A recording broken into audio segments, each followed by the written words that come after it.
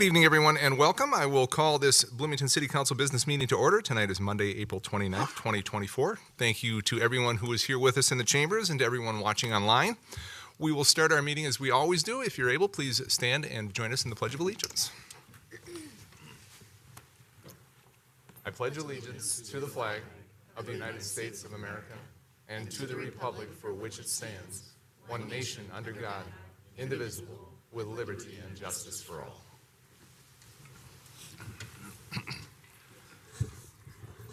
Once again, thank you and welcome to everyone. Council, our first order of business this evening is to approve tonight's agenda, and I would like to add one thing under the introductory items. We have item 2.1 under introductory. That's a proclamation for Volunteer Recognition Week. I would like to add 2.2, introduction of new employee, if everyone is amenable to that. So we'll add that as item 2.2.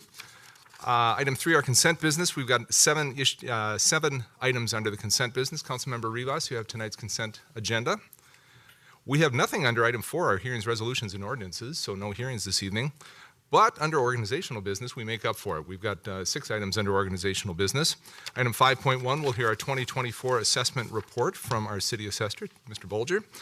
Item 5.2, we're going to do a budget update and discussion, kick off our discussion of the 2025 budget.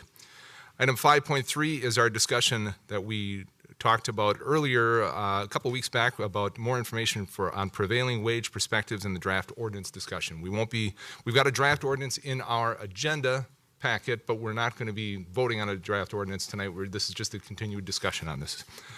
We'll hear an update on our City of Bloomington Park and Facility naming and sponsorship policy. Chief Yuli Seal will give us an update on our fire services, where we stand there, and we'll wrap up the evening as we always do, item 5.6, our City Council policy and issue update. So, Council, anything else to add or any corrections to tonight's agenda? Hearing none, I would move tonight's agenda with the addition of item 2.2, the introduction of new employee. Second. We have a motion and a second by Councilmember Lohman to accept tonight's agenda. No further council discussion on this. All those in favor, please signify by saying aye. Aye. Opposed, motion carries 7-0, and we have an agenda. Our first item on that agenda is item 2.1, which is a proclamation for Volunteer Recognition Week, and I'm going to head down to the podium.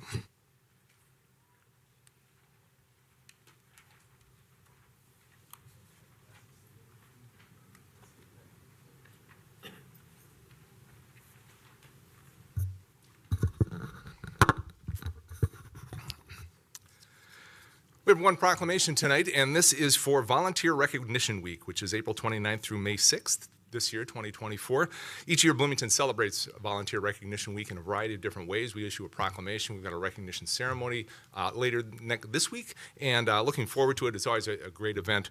We have with us tonight to accept our proclamation Chad Peters from United Christian Academy, and they did outstanding work for us earlier in the spring.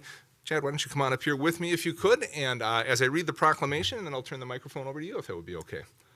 Very good.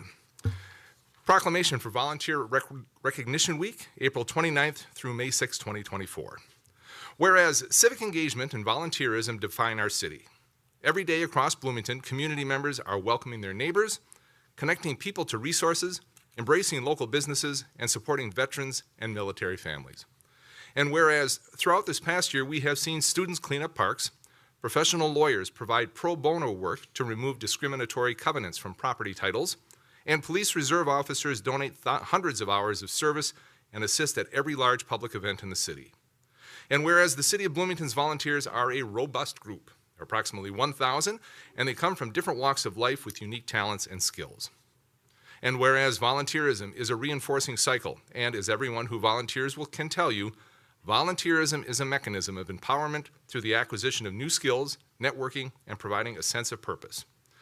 And whereas we all thrive when everyone participates, and applaud the efforts of nonprofits, businesses, service clubs, community groups, and faith-based organizations that have stepped forward to advance the city's mission and invite others to find their call to service. Now, therefore, I, Mayor Tim Bussey, do hereby proclaim the week of April 29th through May 6, 2024, as Volunteer Recognition Week in the city of Bloomington, dated this 29th day of April, 2024. As I said, this is an annual thing, and this is, as long as I've been on the council, this has been a big important thing. And actually, shortly after I was appointed to the council, this was one of the first events that I went to, and it's always been something that's been very cool, I thought, just to recognize the countless volunteers in the city of Bloomington and all the work that they do. And Chad, I want to thank you and the folks over at United Christian Academy for your volunteer work. If you could, share with us just a little bit what the size of your group, what you did, and how everybody pitched in and helped out. Yeah, absolutely. Yes, thank you, Mayor. Thank you, council members. Just appreciate the great honor. It was great for our school to be able to send over like 130 high schoolers just down to the ice gardens, down by the armory, just kind of spruce it up, clean up some of the things that we'd seen there.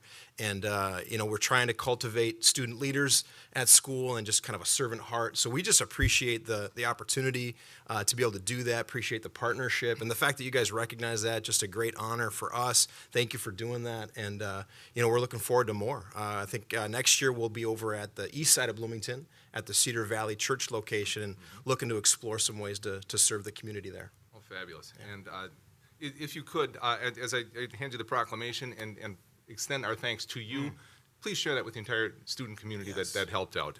It really is invaluable, and we do recognize and appreciate it, and would love to see them come back for more. Absolutely. So, all right? Thank you. So thank you so very much. Well done. Yes. Thank you. Okay. So, that's what you call a grip and grin. So,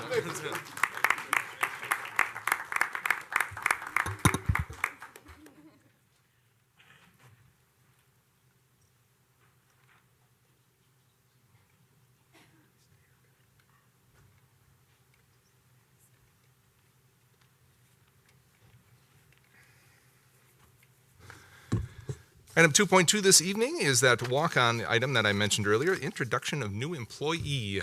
Mr. Verbrugge. Good evening, Mr. Mayor and council members. It is my pleasure to introduce to you tonight a new member of our executive team, the Assistant City Manager for Internal Services and Strategic Initiatives. I'll invite Elizabeth to come forward. Elizabeth Tolsman comes to us most recently as of last Friday from Ramsey County, where she has been the Chief of Staff to the Ramsey County Manager, and before that was the Director of Policy and Planning at Ramsey County. She's been there for almost 7 years. She may be new today, but she is not new to Bloomington. She was in the role of Assistant City Manager here from 2015 to 2017. Before that, she was at Hennepin County as a workplace culture specialist, and before that, she was the Community Engagement Coordinator in the city of Brooklyn Park. In addition to that, Elizabeth also is an attorney and does some lawyering on the side in her private time and is involved in a number of different nonprofits and gives a lot to community outside of work. We're really looking forward to having her in her role here. She will be supervising our IT department, our Human Resources Division, the City Clerk's Office, the Office of Racial Equity, Inclusion, and Belonging, our Community Outreach and Engagement Division, and the operations within the City Manager's Office. So very excited to welcome Elizabeth back. She tells me that she's very excited to be here, so it's the only time I will ever speak for her, just because I'm excited that she's excited, and I'm happy to introduce her to you today. Well, Ms. Tolsman, I welcome her. I should say welcome back. And Mr. Verbrugge is right. He stole all your thunder right there. He took it all from you. But welcome back. We're glad to have you. What brought you back to Bloomington?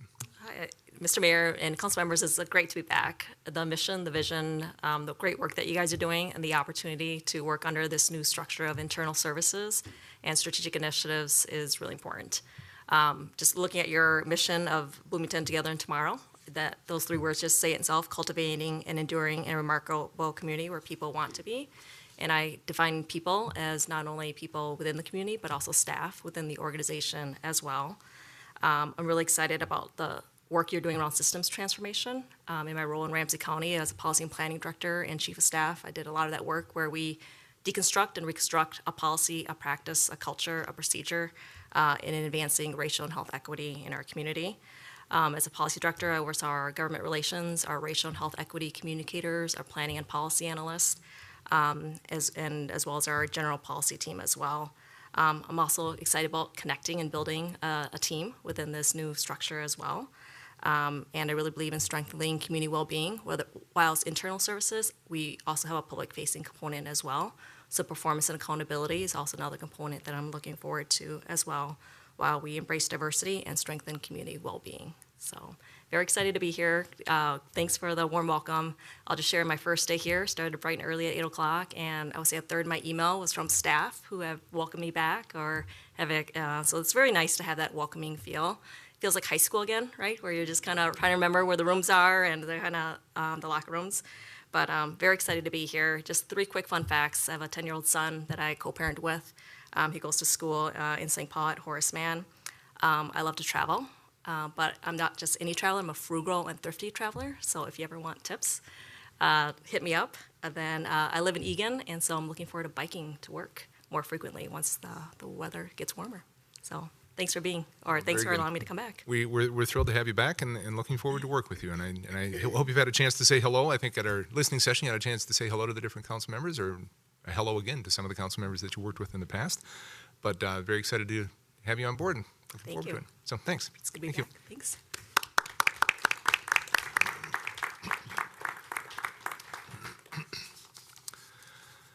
Item 3 on tonight's agenda is our consent business. And Councilmember Rivas, you have tonight's consent agenda. Councilmember Rivas. I move to approve tonight's consent agenda, items 3.2 to 3.7, as Councilmember Nelson wants to hold 3.1. Second. Motion by Councilmember Rivas, second by Councilmember Nelson to accept tonight's consent agenda 3.2 through 3.7. No further council discussion on this. All those in favor, please signify by saying aye. Aye. Opposed? Motion carries 7-0. Item 3.1, Councilmember Nelson. Yeah, 2 quick things, Mayor. Appreciate the time. One, this was something that I think we had talked about before, so just to question why this wasn't in the regular budget as opposed to coming out of strategic priorities. And then my second question is, there's a list of activities, and this is more of just a request that we engage with volunteer organizations within the community to allow new residents to know where they can engage, whether it be Oasis, Veep, or wherever, because there's a lot of opportunities that we've seen there. And so I just want to make sure that that's part of this program.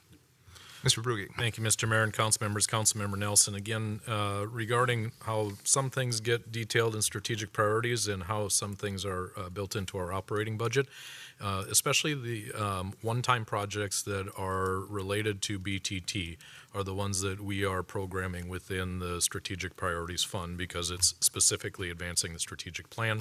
It's a one-time expenditure. It's not expected to be repeated on an every year basis. And this fit that categorization. To your point about nonprofits in the community and other organizations, we are reaching out to those and including them in planning to make sure that people know all of the resources and assets that are at their disposal in the community. Councilmember Nelson? Yeah, thank you, City Manager Verbrugge. Just one quick thing. This is something that I do think is worthy of consideration for ongoing, not just a one-time in terms of welcoming people. I think we might want to do that in 2025 too. Yep, Mr. Mayor, council members, Councilmember Nelson, share your comments with Ms. Jackson, and as we start getting into our budget work for the coming year, we'll assure that. Councilmember D'Alessandro, question. Thank you, Mr. Mayor. Not a question, just a comment on that. First off, maybe a point of clarification. I thought that this dollar amount was specifically to kind of stand up the program, not to keep it operational. Correct. So I think operationally it will stay going, right? That was the idea. Okay, yeah, I think there's just some stuff about like getting all the paperwork and like the printouts and all that kind of stuff that needed some funding, if I understand that correctly. The other comment I'd make is I highly recommend, if you all haven't, I attended a Welcome to Bloomington event at 9 Mile a couple Saturdays ago. It is great. And I think it actually works really well when a council member is there, because there's a section of their introductory items that is related to how the government works that I actually got the chance to participate in, mostly because they asked me on the fly, but it was fun, right? And I enjoyed it, and I got to say hello to people in my patch and everything. So, maybe Safa can put it on y'all's calendar, and if you can show up, you can show up. But like, it was really worth doing, and I will say that there were members of volunteer organizations, faith-based groups, and things like that, all showing up as well as the new neighbors. So I think it's catching on. Yeah, thanks. Thank you for the endorsement, Councilmember. Council, any additional questions, comments? If not, Councilmember Nelson, if you have no other questions, I look for a motion on item 3.1. Councilmember Rivas. I just have a comment. I do like this. I think it's a great idea. And I kind of hesitate to say what I'm going to say, but I will. Unfortunately, I will not support this just due to the fact that the people that I represent strongly oppose it. And I have gotten numerous emails saying I do support it personally, but again, I'm here to represent the people that elected me. So that said, thank you. Very good. Thank you, Councilmember. Councilmember Nelson? I'd move item 3.1. Motion by Councilmember Nelson, second by Councilmember D'Alessandro to accept item 3.1 on a consent business this evening. No further council discussion on this. All those in favor, please signify by saying aye. Aye. Opposed? Motion carries 6-1 with Councilmember Rivas voting in opposition. Thank you, Councilmember Rivas, for taking care of the consent agenda for us this evening. As I mentioned when we went through the agenda, we have nothing under item 4, our hearings, resolutions, and ordinances this evening. And on to organizational business, number 5. We start with item 5.1, our 2024 assessment report. And Mr. Bulger, our city assessor, is here. Can't believe it's that time of year already. Oh, yeah. Oh, yeah, exactly. He's got his game face. Very good. Good evening and welcome. I have a clicker. All right, good evening. Thanks for having me. I'm Tim Bulger. I'm the city assessor. I'm here to share the 2024 assessment report presentation. So we published our assessment report on April 3rd this year. It's out on our website. There's about 25 pages of data out there. Internal and external partners access that, use that. It's a helpful tool. I'm not going to go through all of it here tonight, but I decided my time would best be used to go over some of the things that are most impactful for the council and our residents. So that's what we'll do. If we can move it. Okay, we're learning the trick.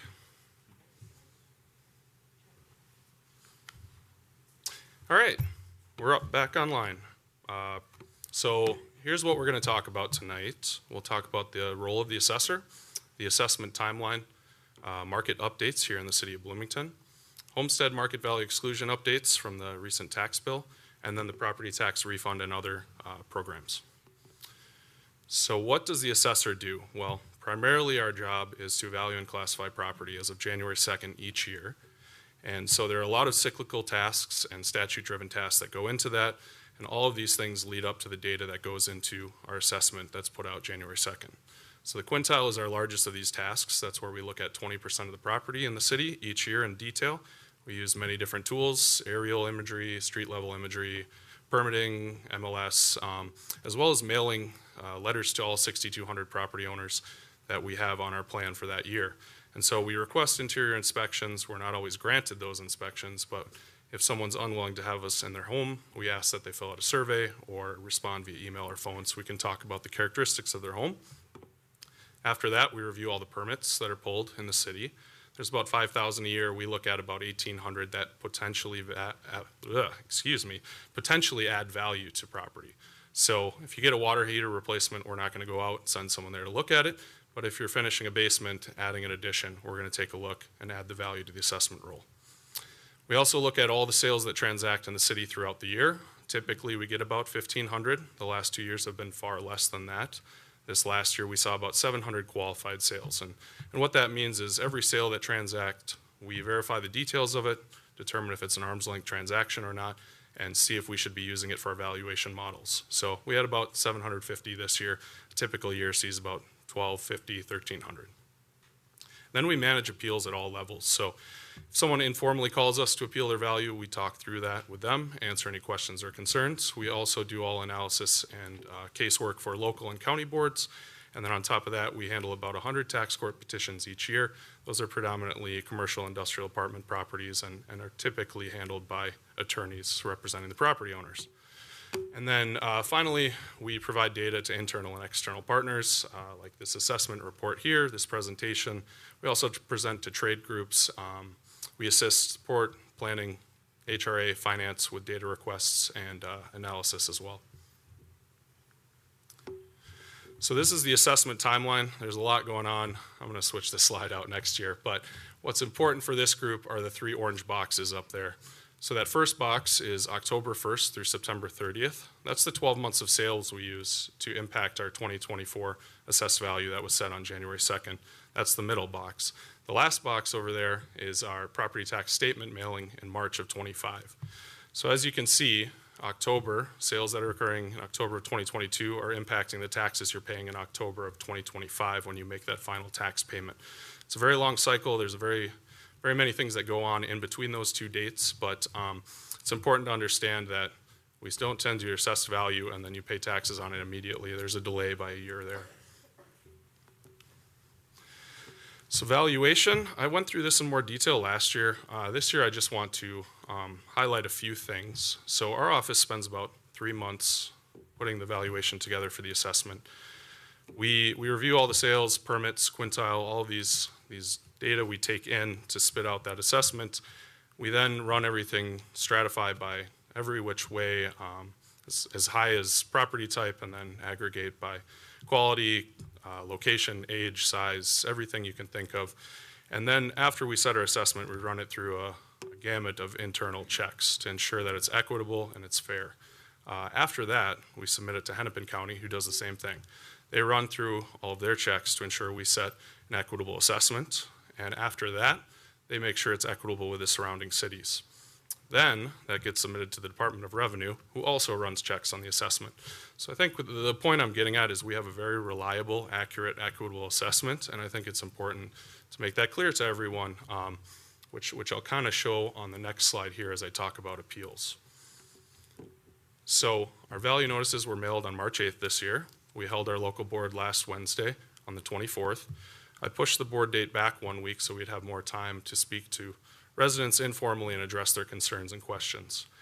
In that time frame, 6 weeks, we received 238 phone calls, 92 of them turned into appeals, and 73 received a value reduction.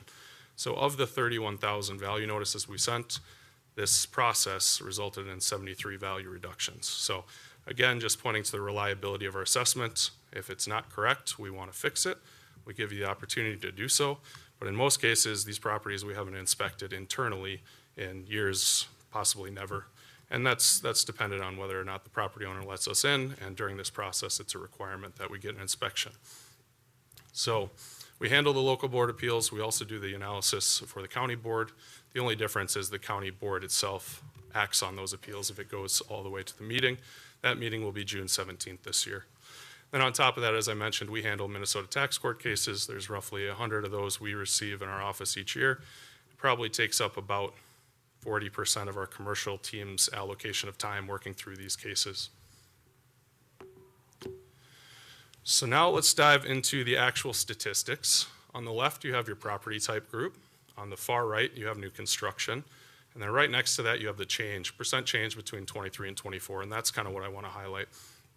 So from a residential perspective, our single family residential is up 0.1%, condos down 0.1, townhomes down 1.2. In essence, our residential was flat year over year.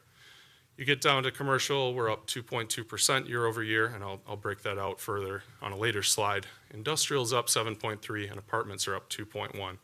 Now the important distinction about apartments is on the far right column there, you'll see 125 million in new construction.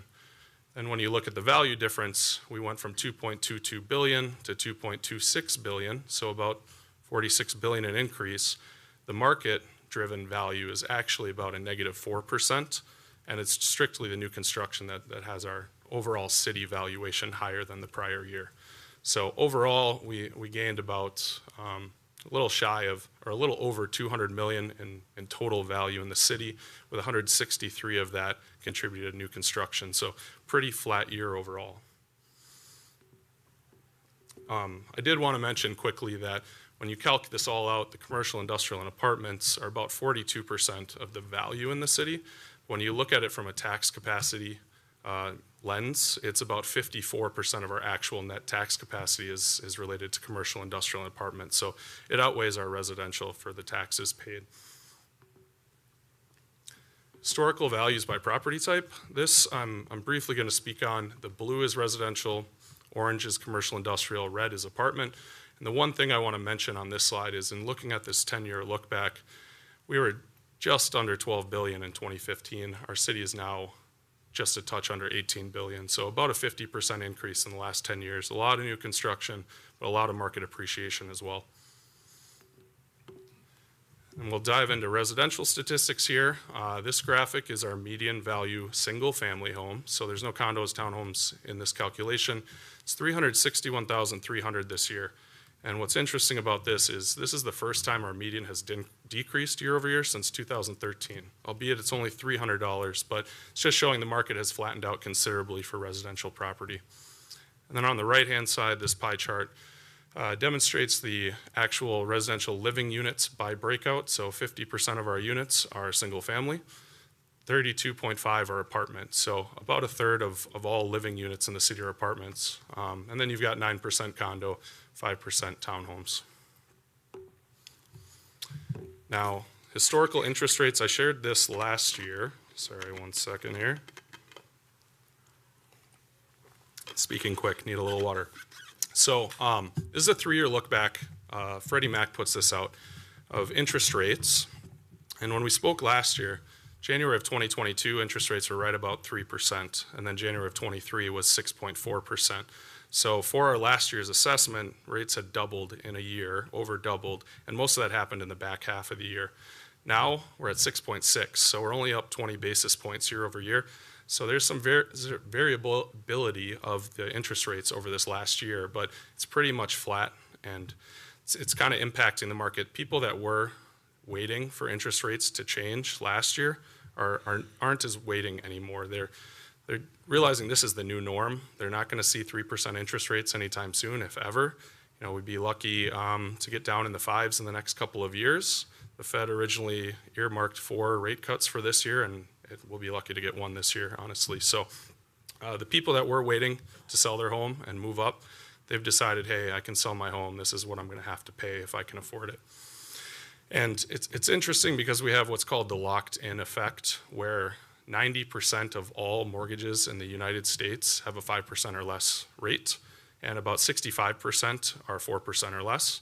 And so those are the people that were sitting on the sidelines waiting for rates to come back down. If you have a 2.75 rate, are you really going to pay 7% to get an extra bedroom in your home? And now we're finding out that some people will, and most people won't, but at least some will. So that ties into this volume slide here, put out by Minneapolis Area Association of Realtors. This is a January look back, 23 versus 24. And our new listings are up 43%. It's not a lot. They went from 42 to 60. This is for the month of January. Closed sales went up 23%, so 39 to 48. And so again, we're looking at people that thought interest rates might come back down, realizing they aren't, and now they're more willing to look at a new home. So this slide is of most importance to perhaps this group and residents. This stratification of value of homes and the percent change year over year. So if you're looking on the left, those are the stratifications of value.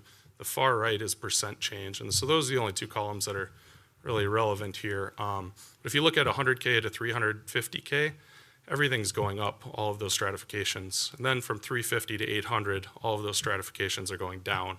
And then you hit the 800 to a million and the million plus, and those are going up significantly. And what this shows is that there's a lack of supply and increased demand for entry-level homes, and the people in entry-level homes aren't moving to their next home in that 350 to 800K range. They're instead staying in their entry-level homes.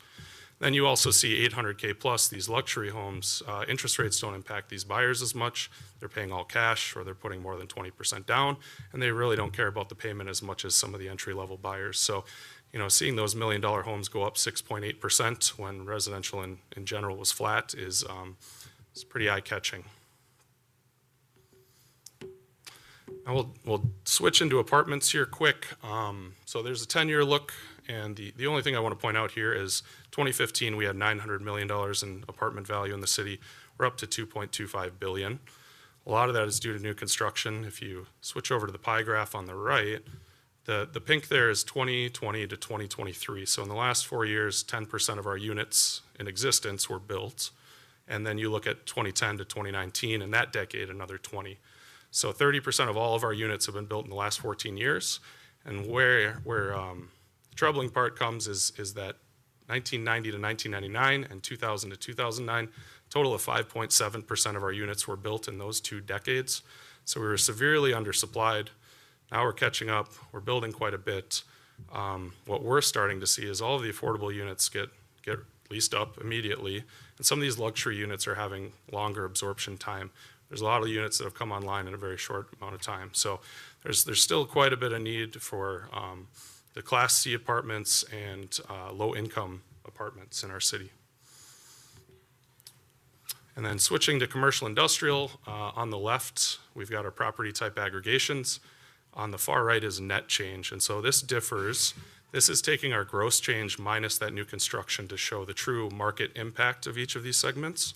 And you'll notice all of these segments have increased in value aside from office year over year. I'd just like to point out hospitality, that's up 5.2%. We're at or above 2019 values on most of our properties. And then industrial is up 6.7%. It's a departure from last year's 17%, but it's very hot market still. And then I wanted to talk a little bit about office because there's a lot of news out there.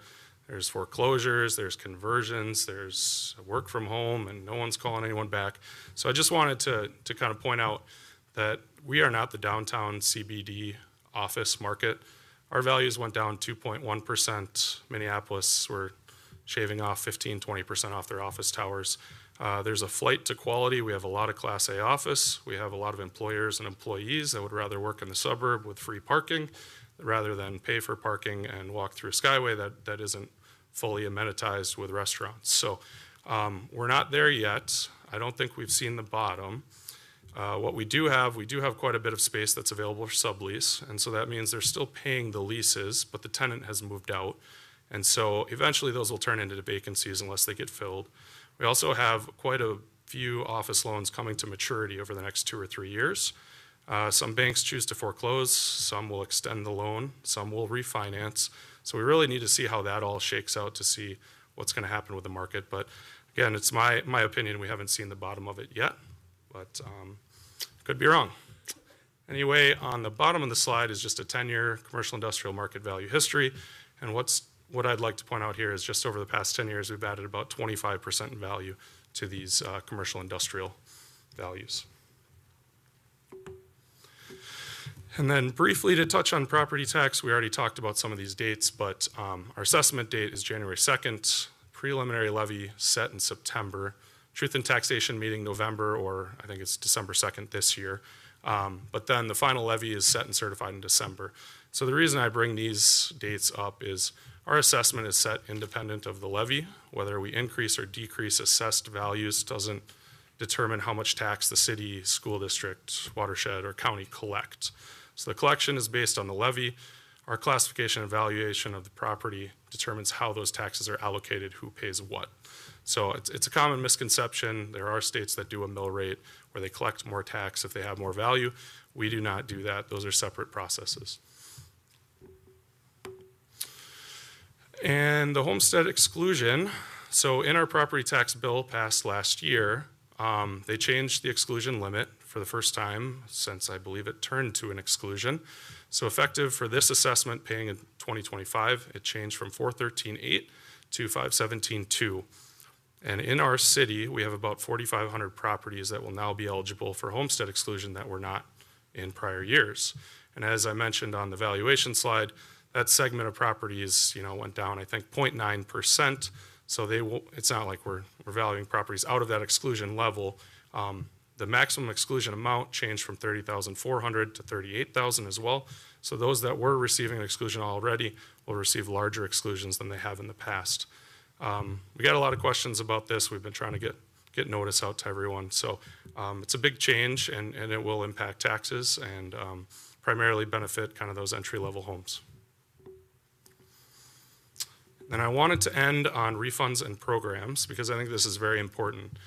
And in speaking with Hennepin County, they haven't run the statistics lately, but back in 2019, they calculated about how much money they thought was left on the table from property tax refunds that either weren't filed or homes that that qualified for homestead that first needed to do that and then file. And they calculated that at about $60 million in the year 2019. So that is a very large amount of property tax refund left on the table, and a lot of it is people don't know about it, don't know how to access it. So I wanted to touch on this briefly. There's a renter's refund, which you get a CRP from your landlord, and then you file this M1PR form. And then there's a regular property tax refund and a special refund. The regular refund is income restricted, and that increased this year to $135,410. The special refund is not income restricted, but your taxes had to have changed at least 12% between years. So all three of these are filed with the M1PR form. Your tax preparer can do that for you. You can do it. We can answer questions. We can't answer financial advice questions, but we can point you in the right direction. And the Department of Revenue has a really good tutorial on this as well. So we're happy to help on that end. The other item I wanted to talk about is senior property tax deferral. Now this is an interest-bearing loan. It's not a refund, but the interest is capped at 5%. It's adjustable, but it won't exceed 5% ever, which is a pretty good deal in today's interest rate environment. And what happens is you pay 3% of your income as property taxes, the state pays the rest, and they defer it until you sell the property or exit the program. Now, this used to be a little harder to access. In prior years, you had to have lived, owned, and homestead the property for 15 years. This last year, they changed that to 5 years. And prior, you had to have income less than $60,000, and now they've changed that limit to $96,000. So they've made this program more accessible to people. Again, I just want to stress, this is a loan. This is a deferral. It's not a refund, but it is a loan at a cheap rate. And with that, I will open it up for questions. Thank you, Mr. Bulger. Appreciate it, as always. Council questions? Councilmember Mua. Thank you, Mayor. I recently read that the 8200 building in the Normandale Lake District is being foreclosed on. How does that impact our assessments and moving forward? How does that kind of impact the business park in general? So I can't go into too many specifics on the property, but I can say this grouping of towers was recently purchased just a few years back for a very large price, and it's my understanding the impacts of the pandemic had already been felt, and that was baked into that price. So I can't speak to as to why they're not making their mortgage payments, but I think it's a trophy Class A property, and it typically has lower vacancy rates than other Class A properties. So again, I can't share all the details we have on that, but high level, Bloomington and the 494 corridor ranges 13 to 20% vacancy, where areas of downtown are kind of that 26 to 28%. So we're still doing much better than the downtown CBD. Mr. Verbrugge? Thank you, Mr. Mayor and council members. Councilmember Mua also won't get into the behind the scenes, but I will tell you from a budgeting perspective, because if a part of the question translates into how does that result, or how does that affect taxes, payable taxes received, in our annual budget, we do budget for a certain percentage of tax delinquency. And we know that there was some non-payment of property tax related to the office park over there. The thing to remember about property taxes, even though they may not be received or they may be delinquent in a given year, they're always going to get paid at some point by someone, right? And so we also have a revenue line for delinquencies paid when we'll see what wasn't paid last year coming back in the subsequent year. Additional questions? So I think we had this conversation last year, or maybe it was the year before, looking at the number of the lower valued homes under 200,000, basically. And I see we're down to 81 homes under 200,000. And given the value change and the year over year increase, what's your estimation? How long before we don't have homes under $200,000 in the city of Bloomington? Mr. Mayor, Council, I'm honestly shocked. We do have homes under 200,000. We see lots for tear down, sell in the 140, 150 range, and you need to take on the demolition cost on top of that. So, to be honest, yeah, you can't build any homes of that caliber anymore, unless you're looking at, tiny homes, something like that. And then the lot price doesn't dictate building a home that small. So, yeah, I'd say it's a number of years, not decades. Yes.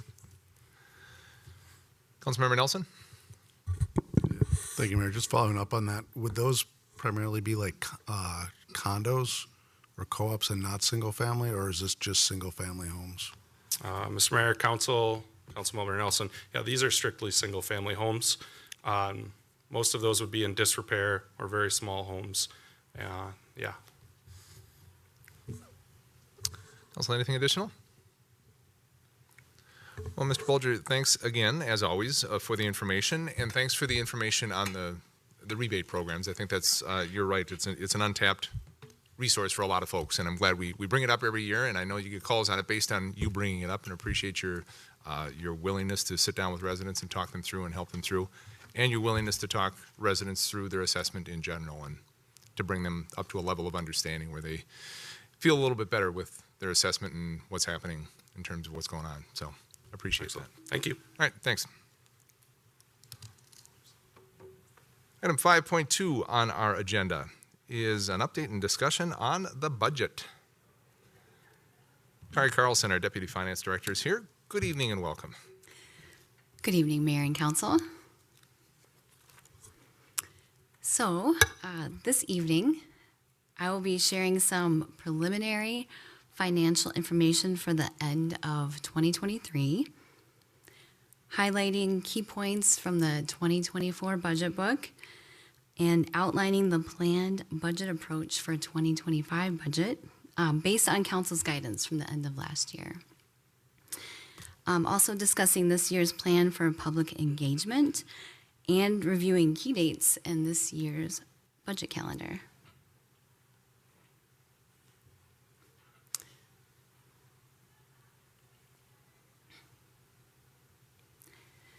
The actual 2023 preliminary year-end results are showing revenues of nearly $102 million and expenses of nearly $96 million. So a positive result of over $6.2 million. So nearly $4 million of that positive year-end performance was due to the one-time public safety state aid from the state. And that is going to be spent this year and some future years.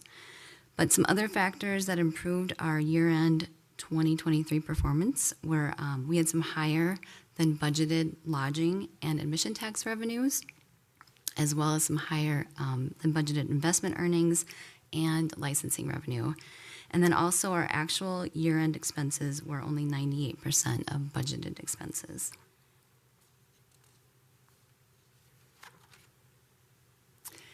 And then here are two graphs showing that breakout of those 2023 revenues and expenses. So on the left is the revenue chart. And for actual year-end results, I should say preliminary year-end results, we're in our audit right now. 60% of the general fund 2023 revenues were comprised of property taxes. And then 10% were lodging and admission taxes, 7% permit and license revenue, and then the remaining sources of revenue include transfers from other funds, grants, and program income. And then on the right is the expense chart with a breakout of the expenses by department. So you can see there on that chart, they're all together there, that more than half, or about 66%, of the general fund expenses are comprised of police, fire, and public works. And then the remaining there, you can see are parks and recreation, community development, community services, which includes both community outreach and engagement and public health, and then finance, legal, and our administration department. So that was 2023 preliminary year-end results. So kind of moving on to the 2024 budget. So just to bring you back, on December 4th, 2023, the City Council approved the 2024 property tax levy. That was $80.5 million. And that was an increase of 7.97% over the 2023 property tax levy. And the 2024 budget focused on the city's Bloomington Tomorrow Together strategic plan and investing in city priorities to cultivate an enduring and remarkable community where people want to be. And those three main priorities of a connected, welcoming community, a healthy community, and a community with equitable economic growth. So along with the human health and environmental health and that healthy community priority, that also includes an objective of improved safety and security. And the 2024 budget reflected this priority with funding for a continued transition from our mainly paid-on-call fire department to a hybrid of both part-time and full-time firefighters. And that 2024 budget included 6 additional full-time firefighters as well as an additional dispatcher position. Here's our dollar graph of the 2024 city property tax dollar, with about half, 50% going to police and fire, 16 cents going to public works, 14 cents going to parks and recreation, 9 cents to community development, 6 cents for community services, and then 5 cents for debt payments that pay for capital projects like road infrastructure and facility improvements.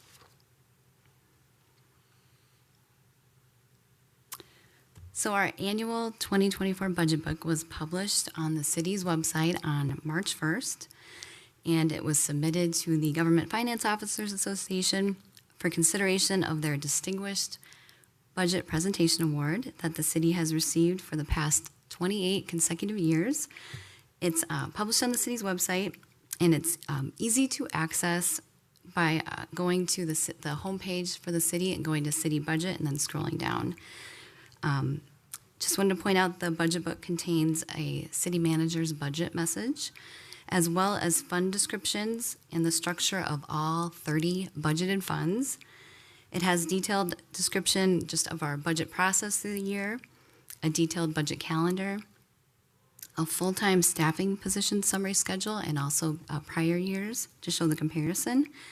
And then it also contains a detailed departmental budget information, and that's not just finance that puts that together. Employees across the city and all the departments are involved in updating their sections of the budget book that describe the services that they perform and their goals and objectives for the new year and the past year's performance metrics. So a lot of people across the city are involved in putting this out. And then just highlighting at the beginning of towards the beginning of the budget book, the city manager's budget message is here, and it starts on page 23. It goes all the way to page 34, and it gives examples of the city's, it's very detailed, which is great. It gives examples of how the city's annual budget process brings together city council priorities and financial planning with community needs and expectations, and it details out how the Bloomington Tomorrow Together plan influenced the 2024 budget decisions. So check it out if you haven't yet. Okay, so I just talked a little bit about 2023 preliminary results, some highlights from 2024, since it's been a little while since I've been here for the 24 budget. But now I want to just get into our process that's coming up here for this upcoming 2025 budget process that we're starting. So following Council's guidance from the end of last year, we will be taking into consideration these things for the 2025 budget process that you will be seeing more of. So we will be doing an in-depth analysis of our working capital reserve goals for each fund. We'll be taking a closer look on areas where budget reductions can be made. We'll continue to take into consideration just balancing the short-term needs that we have while continuing to invest in our future.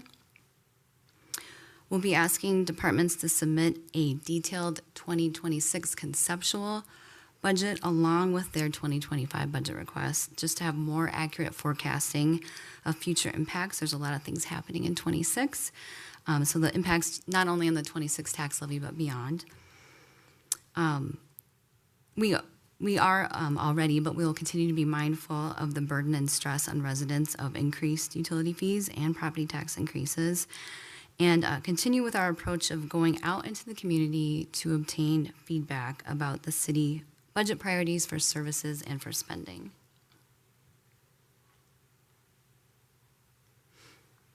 So this is what this year's budget process calendar looks like. So we're pretty soon here. We're going to have the kickoff for the city departments. They'll start entering in budget requests for both 2025 and a conceptual 2026 on May 16th. That'll start. Some other dates I'd like to highlight here are the August 19th and the November 25th special city council budget meetings, where that only budget will be on the agenda. And then also want to highlight September 16th, when the preliminary 2025 tax levy will be set, and then December 2nd, which is, as Tim mentioned, is the date of the Truth in Taxation public hearing, when the final 2025 tax levy will be set.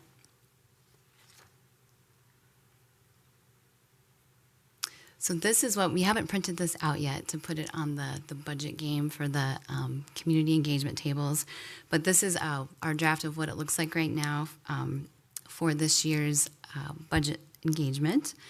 And so similar to the last couple of years, we will have this budget game set up along with other information, as well as a easel with that residents can add any feedback that they have for city staff, for the city council.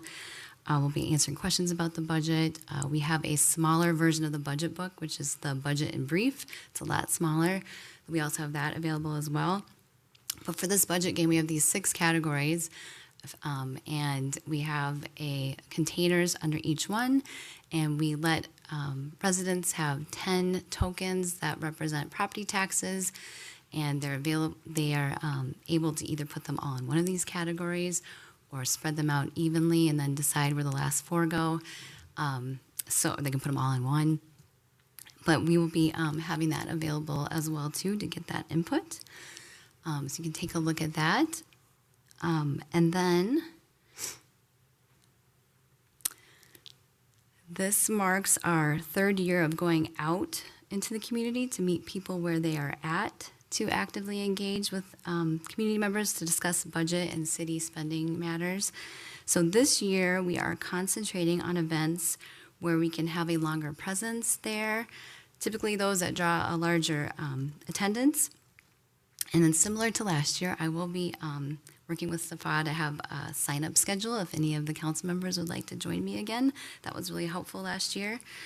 And as you can see here, these are the events that we've got marked. We might add some more, but these we're going to be doing for sure. So there's a Juneteenth celebration that's actually on June 15th this year on Saturday. We're going to be at a Wednesday farmers market. We're going to be at with a partnership with the school district with a learning link up. August 17th is a double header, because then in the morning will be learning link up, and then in the kind of late afternoon evening will be the On the One Music Festival. In September, we're going to do a Saturday farmers market. We're going to be at the Pride Festival, and that date hasn't been determined yet, probably August or September.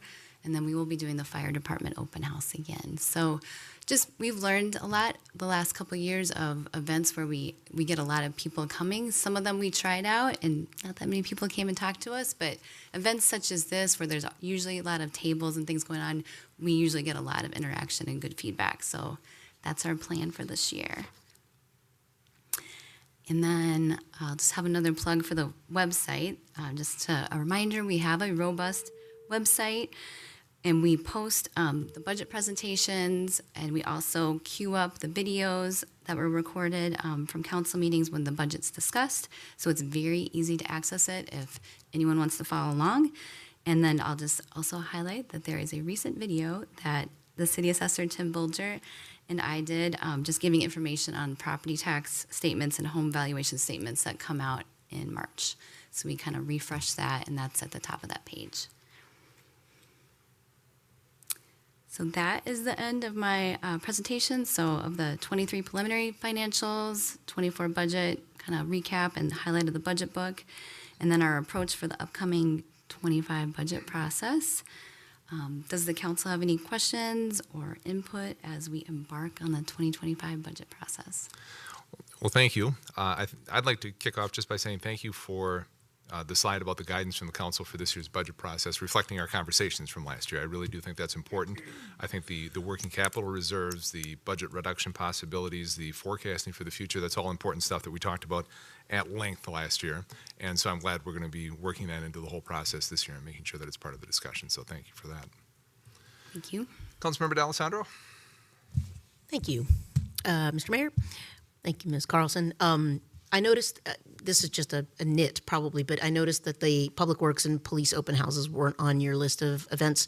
Are we not doing them this year, or is it because we didn't get the feedback we wanted, or I'm just curious. Is it timing? I happen to enjoy them, so that's why I was asking. Yes. So, Mayor and council members, we are not going to have a police open house or a Public Works open house this year. Otherwise, I would be there. Councilmember Mula? Thank you, Mayor. This is more just a comment. I was able to be at 2 or 3 events last year, so I'd highly encourage our council members to attend these. They were incredible conversations. I met people from all throughout town, but not only people who live in here in Bloomington, but all the people that came to visit Bloomington. I think that was a piece that I wasn't expecting, is how many people want to be here in Bloomington for all the things that we do. So highly encourage all of us to be able to set aside some time to participate in this, because I think the learnings that we get are very valuable. Other comments, council? Questions? Observations? All right. Well, thank you. Thank you very much. Show's about to start. Yes, that's the tone you're hearing. Yes, that announces that we're going to move on to item 5.3, the prevailing wage perspectives and draft ordinance discussion. Melissa Manderscheid, our city attorney, is going to kick us off, and then I will talk about our guests here this evening who are going to provide us with all kinds of insight and information about this topic. So, Ms. Manderscheid. All right, Mayor, members, I have a PowerPoint. A couple slides. I know that we have a lot of speakers tonight. I'm joined here as well with by Amir from our office, who I know you all have met before. We also have several speakers sort of grouped into 3 categories or components, or however you want to think about it. They're here on the screen in consultation with staff. And Jamie, I think we're going to run through the couple of slides that I have first, and then which focus largely on the actual ordinance that's in your packet, and then shift to the presenters that are here tonight. And it's my understanding that the mayor is suggesting that we wait and have questions at the end, so that all the presenters can, sort of respond in whatever feels the most relevant for them. The other thing that I have been made aware of is that they have handouts, including some of them have some handouts of their testimony. So I've asked them to bring 12 copies so that each of you can have that, as well as have a copy in the back table. And then I think that's probably everything. Amir? Yeah, he's nodding yes. Okay. So first slide here. Just to kind of, as you know, because you were there for them, the agendas have been full. And so much gratitude to our presenters who were willing to come tonight instead of at the last meeting. So we have those presenters here tonight, and they will speak from their various perspectives. I do also know, just as an aside, that or at least I was told, that one of them is a Bloomington resident, maybe more than one. So, all right. Next slide. Oh, she's got a coughing jag. I'll just keep going. All right. So the why. This why is taken from the ordinance, from the preamble in the ordinance. And it's all stuff that we've told you before when we've been here before. But essentially, we know that when government money is being spent on projects, you want the highest quality product as well as the highest quality labor that's reasonably available. We also know that you want workers and humans and people in this community to be compensated consistent with what's reasonable in the workplace, and especially when those projects involve city money. So that is the approach that was taken in this ordinance. In a nutshell, this ordinance requires contractors and subcontractors performing work that uses city and state funds on construction projects. Again, as a reminder, this is construction projects that exceed a certain dollar threshold to pay their laborers not less than prevailing wage rates. And again, those wage rates are determined by the government entity based on formulas that are in state law. And they're based on people that are working, workers that are working on similar projects in our county. There is a definition of project in the ordinance, and that's in the packet. And if you recall, we did have some discussion about this. And the definition that's in the ordinance right now is broad, in the thinking that if you all wanted to trim anything back, that it would be easier to trim than add. So it's construction work, demo work, repair roads, bridges, sewers, streets, alleys, parks, parkways, buildings, etc., and includes public nuisances and other improvements of public and private property. Now, the two catches are financed with city funds, and the total project exceeds $175,000. The reason that we think that the 175 is the right amount is a staff recommendation based on some analysis done throughout the community, or throughout the region rather, as well as that is the threshold in which the project comes to the council. So everything up to 175 can be executed by the city manager pursuant to our internal financial management policies as well as consistent with state law. So we thought that that seemed like a relevant line. It also is helpful for internal processing at the staff level. We took the same approach with regard to city funds and what is meant by city funds. It's a defined term in our ordinance. It includes contract payments, grants, loans, loan guarantees, TIF, tax abatements, tax credits, loan payments, basically anytime city financial assistance is included in a project. As an aside, we know that there is legislation at the Capitol right now that is looking at potentially turning on prevailing wage for other types of state assistance, but nothing has been decided yet, but obviously something that we'll monitor and be responsive to. So what else does the ordinance include? Again, I've talked about the dollar amount and the definition. These prevailing wage requirements would be incorporated into any type of publicly bidded projects. So anytime the city uses RFPs, RFQs, all the rest, it is incorporated by reference.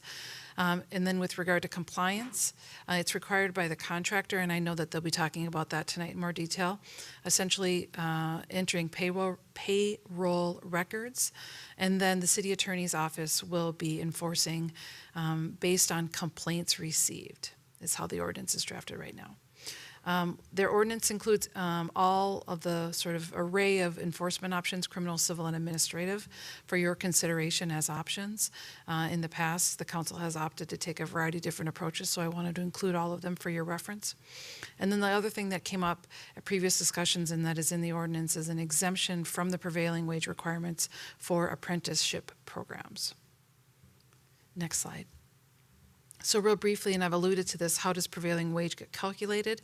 It's calculated pursuant to state law. It's done by the state.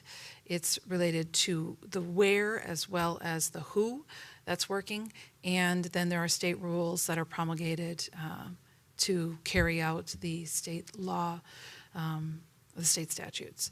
So here is a little bit of a high-level overview. It's reviewed annually. It's available. There is a common database. We wouldn't propose, nor would we plan to be calculating Bloomington-specific hourly rates for workers. We don't have the capacity internally to do that, nor is that sort of the way that it's done throughout the state. Next slide. So we have, again, the perspectives that you asked to be present here tonight. And they have, the first two speakers have a PowerPoint presentation that they'll be using. I think there's 5 slides there. And then we have a developer and a contractor and then a subcontractor available. Each of them have prepared remarks. We've asked them to limit their comments to about 5 to 10 minutes. And then it's my understanding that you are interested in having some discussion, and they are available to stay for that. Anything else before we get started? Questions of what we're doing here tonight, Council? Ms. Anderson? Very good. Why don't we get into our speakers then? I first want to thank our speakers. I know we threw the curveball at you late last week or last time we met, and I appreciate your flexibility and your willingness to be here tonight. Also appreciate your willingness to be part of this. The council, we had a good conversation last time, and there was a number of different questions that came up, and we wanted learn more, basically. We were looking to learn more about this. So that's where you all come in. And I appreciate your willingness to be here and appreciate your 5 to 10 minute presentation. That's what I appreciate, is a 5 to 10 minute presentation. And then we'll hold all questions until we wrap up all the presentations, and then we can continue the conversation then. So are we in order based on what we see here? So Yes, Mayor, and I believe Safa's working on pulling up the PowerPoint. very good. So I will let you introduce yourselves just to make sure I don't butcher names or get you mixed up with somebody. How about that? Perfect. Well, I can start. My name is Lucas Franco. I'm the research manager with the Laborers Construction Union of Minnesota and North Dakota, and really appreciate the time. Good evening, Mayor Bussey and members of the council. My name is Tim Watkins. I am the Education and Policy Coordinator for the Fair Contracting Foundation of Minnesota, here with my colleague Lucas Franco, Research Manager for LIUNA, Minnesota, North Dakota. Fair Contracting is a nonprofit construction compliance monitor representing the men and women of Minnesota's building trades, as well as more than 2,000 signatory contractors. We greatly appreciate the city's interest in learning about prevailing wage in the effort to protect workers and legitimate contractors on taxpayer-supported infrastructure and construction projects. Prevailing wage is one of the oldest policies for maintaining labor standards on public infrastructure projects. It was originally created to protect local construction industry standards from being eroded by out-of-state contractors who would game a state's low bid requirements by exploiting workers and cutting wages. As you know, governments are obligated to award publicly funded contracts to the lowest responsible bidder, which creates this temptation to cut corners. In short, prevailing wage is intended to counteract the potential negative effects of low bid procurement, leveling the playing field between contractors who bid on that work. So the first prevailing wage law was passed in Kansas in 1891 as part of a suite of worker protections, including a ban on child labor and restrictions on the use of convict labor. The federal government passed the Davis-Bacon Act in 1931 in response to similar industry challenges during the Great Depression. Minnesota's prevailing wage law was enacted in 1973 after a number of large projects at the U were all awarded to out-of-state contractors using cheap, unskilled labor. By protecting local construction standards, prevailing wage ensures that public investments in infrastructure lead to economic growth. A 2018 study on school construction, which is the handout that is making its rounds for you there, found that prevailing wage requirements increased the share of local contractors working on those projects by about 10%, ultimately growing the state's economy by $981 million and increasing state and local tax revenues by $37 million. And in the construction industry specifically, prevailing wage increases contractor investment in registered apprenticeship programs, creating a better trained, more highly skilled, and safer workforce. Construction workers in states with prevailing wage are on average 13% more productive and see 14% fewer on-the-job injuries and fatalities compared to states without prevailing wage laws. This truly is a mutually beneficial policy arrangement. And one common myth that is out there about prevailing wage is that they may raise the cost of construction by up to 30%. Just a little note on that research. Many of these studies which make this claim utilize what is called the wage differential method for analyzing costs, a methodology which has been repeatedly discredited by legitimate researchers. This method fails to consider those effects on worker productivity, training, safety, and other efficiencies. In other words, these claims about the cost of prevailing wage are overblown and simply not credible. As a result, 75% of peer-reviewed studies since the year 2000 have found that prevailing wage laws have no impact on overall construction costs. And that's that table that is in your handout there outlining that research. In order to gain these benefits, however, prevailing wage laws do need to be actively enforced. I believe the compliance process outlined by the City Attorney's Office will ensure that this ordinance achieves the city's goals with this policy. We don't have time to go into all of the nitty-gritty of prevailing wage compliance this evening, so I will just note that it is a really effective tool for catching multiple forms of construction industry noncompliance, primarily through the creation of certified payroll reports. By requiring a daily record of workers on the job site, what type of work they are performing, and how much they are being paid, it becomes much harder for contractors to hide workers off the books by paying them cash or misclassifying them as independent contractors. It also makes it easier for compliance monitors like our organization to be able to check licenses to ensure that workers are properly qualified to do things like electrical and plumbing or piping work. In our experience, the simple act of requiring contractors to submit weekly certified payrolls can dissuade unscrupulous companies from even bidding on such projects, as they do not want to invite that heightened scrutiny. Now to talk a little bit more specifically about affordable housing, I'm going to turn things over to Lucas on how prevailing wage can address those issues. Thanks, Tim, and thank you, Mayor Bussey and council members, for the opportunity to share some of the research I've been working on. I'm really going to focus in on the prevention side of prevailing wage policies and how good it is at preventing wage theft and other forms of abuse, particularly on housing projects. Perfect. So in particular, I'm here to talk about the findings of a report I co-authored in partnership with the North Star Policy Action, which is a local think tank here in Minnesota, called Subsidizing Abuse, How Public Financing Fuels Exploitation in Affordable Housing Construction. And there's a one-pager in sort of light blue colors going around that summarizes that report and then has a QR code to link to the full report. As you all well know, Minnesota faces a substantial shortage of affordable housing. And thankfully, various units of government have really stepped up to this challenge, including yourselves here in Bloomington, to offer a range of financing tools to increase the production of affordable housing. Most of this money is already covered by prevailing wage, particularly money that goes through Minnesota Housing Finance Agency, and it ensures family-sustaining wages and levels the playing field for good, responsible local contractors. Unfortunately, two of the largest sources of public financing, the Low-Income Housing Tax Credit Program and tax increment financing at the city level in many different communities across our state, rarely include prevailing wage coverage.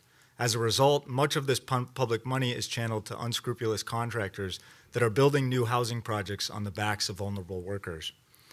In the report, we found problem contractors that have a long track record of cheating workers or face allegations of exploitation on 33 affordable housing projects across the Twin Cities metropolitan area.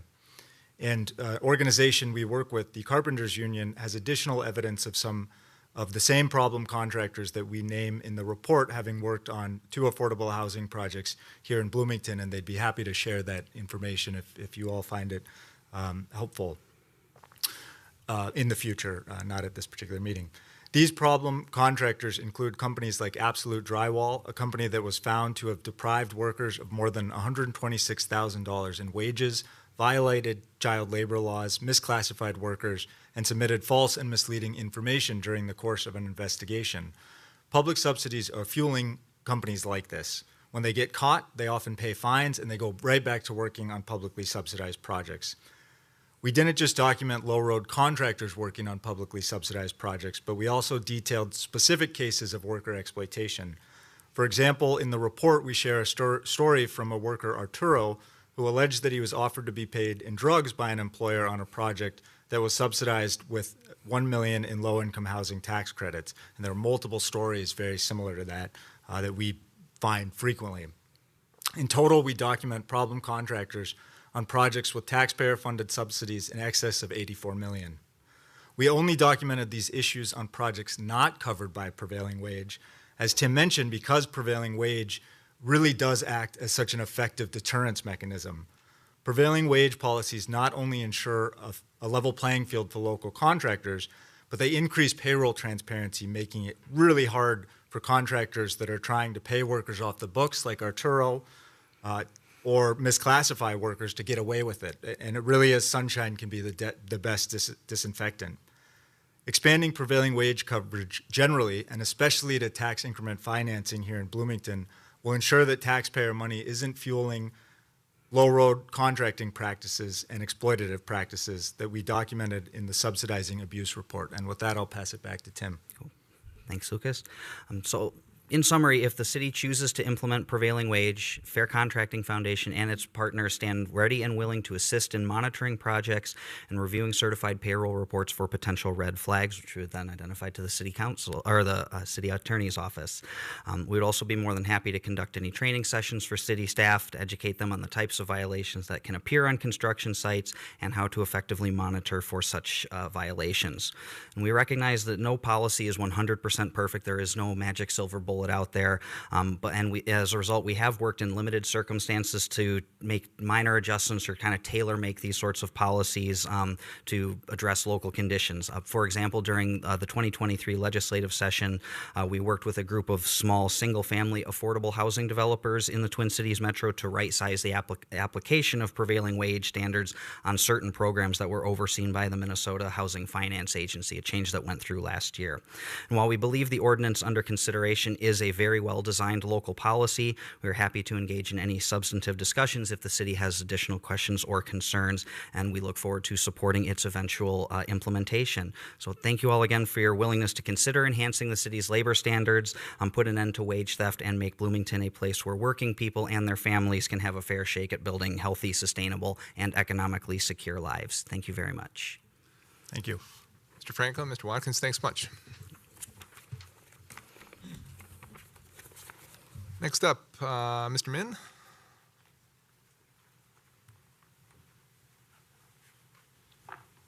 Mr. Mayor, members of the council, my name is Steve Min. I am the Vice President and Chief Financial Officer of Loopy Development Partners. Loopy Development is a boutique developer of affordable housing that subscribes to paying prevailing wage in new construction. We also develop market rate housing in some commercial projects, but our bread and butter is primarily working in the challenging field of low-income housing tax credit work, known as Section 42. We produce between 150 and 300 units of housing a year. Since 1989, we've created over 3,000 units of housing in the metropolitan area, and we presently own just over 1,800 affordable units in the metropolitan area that we manage locally. The dearth of quality affordable housing in the metro and throughout the state is, I think you're aware, has reached a crisis level. Since the economic downturn of 2008 to 2010, we have actually been in a spiral of net loss of housing that is affordable in the metropolitan area at a pace that we cannot replace. We now must produce 60,000 new units of housing by 2030 in the metropolitan area and almost 100,000 units in the state to meet the demographic projections.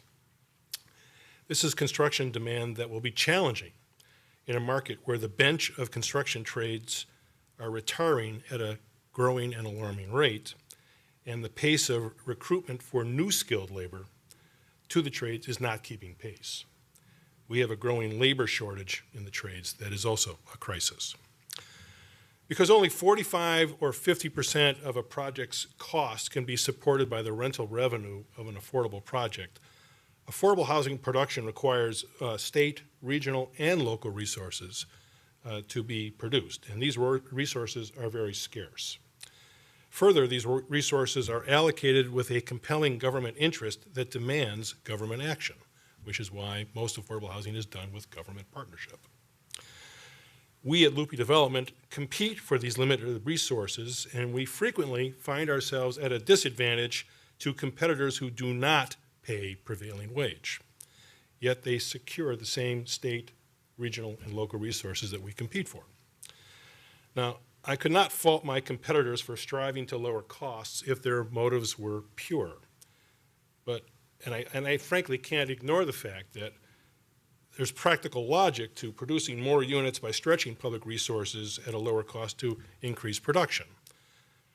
But lower costs in affordable housing are typically achieved by intentionally paying lower cash wages to transitory workers devoid of health and retirement benefits, safety, and training. That is not how you build a skilled workforce for the future. Competitors who engage in these practices hide behind plausible deniability that the practices are done at the contractor level and they have no knowledge and it's beyond their control. I'm just going to say that's baloney. It is labor exploitation, and that is tantamount to wage theft. I've read the report that was presented to you on the overhead, and I agree with a fair amount of it. Beyond the moral hazard of discouraging development of the construction workforce that we need to build 100,000 units is the concept of a level playing field for projects competing for the same state dollars, the same regional dollars, and the same local dollars. We all use the same federal tax credit program, and we are all evaluated under the same state evaluation criteria. So I submit to you that affordable housing is a compelling state interest, and that compelling interest demands the same compliance that federal contracting requires, which is prevailing wage. Now, I also have two mitigating observations regarding prevailing wage that I will briefly mention before I close my remarks. First of all, not all prevailing wage is equal. There are many different prevailing wage standards, and that dynamic can produce the unintended consequence of paying a premium on certain wage classifications by technicality that were not intended by collective bargaining. The majority of trade unions working in housing have collectively bargained with management and developers on a standard residential wage rate for housing production. This is a partnership. It's been in place for about 20 years. It is critical that the few trades who have not yet embraced this concept come under the big tent, eliminate inequities, and correct wage rate errors that have been known to exist for many years. This is how we all build market share and a successful working partnership. Secondly, the compelling state interest that I mentioned before in affordable housing, in my opinion, does not apply to market rate housing. The production of market rate housing does not depend on government resources uniformly. It does not use a standardized tax credit program, does not have a rent table or a resource limitation in terms of the income that it generates for rent. Communities that choose to make local investments in market rate housing are typically addressing localized barriers to project success, such as blight or environmental challenge. I see those market rate decisions differently than prevailing wage debate on affordable, where we're working on a uniform system.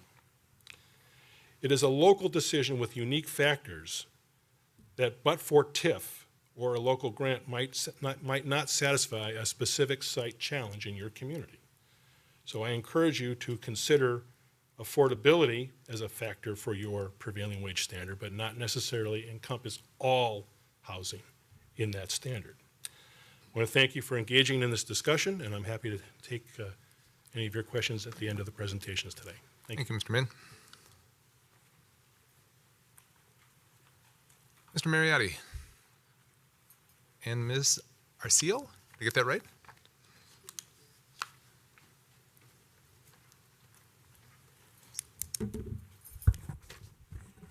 Good evening, welcome.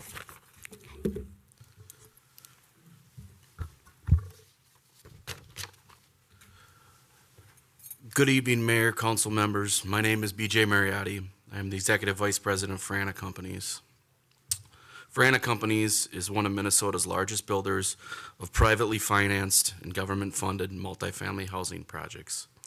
Over the past 45 years, Frana has built over 40,000 units of housing, representing over $5 billion in construction volume. In the city of Bloomington, we have built over 1,200 units of housing, representing multiple projects and a construction volume of more than 200 million. It's kind of interesting when I was seeing the stats on number of units. I think it's maybe about 10%, but I'm not sure. I couldn't tell how many there were. We pride ourselves on being a Minnesota company that consistently employs over 250 skilled carpenters as Frana employees, as well as hundreds of additional workers employed through our subcontracting partners. Frana companies and other legitimate employers compete in the multifamily construction industry, in which a portion of the projects have subcontractors that misclassify their workforce as independent contractors or pay cash. By working this way, these subcontractors cut their costs to win more work, cheating taxpayers and their workers.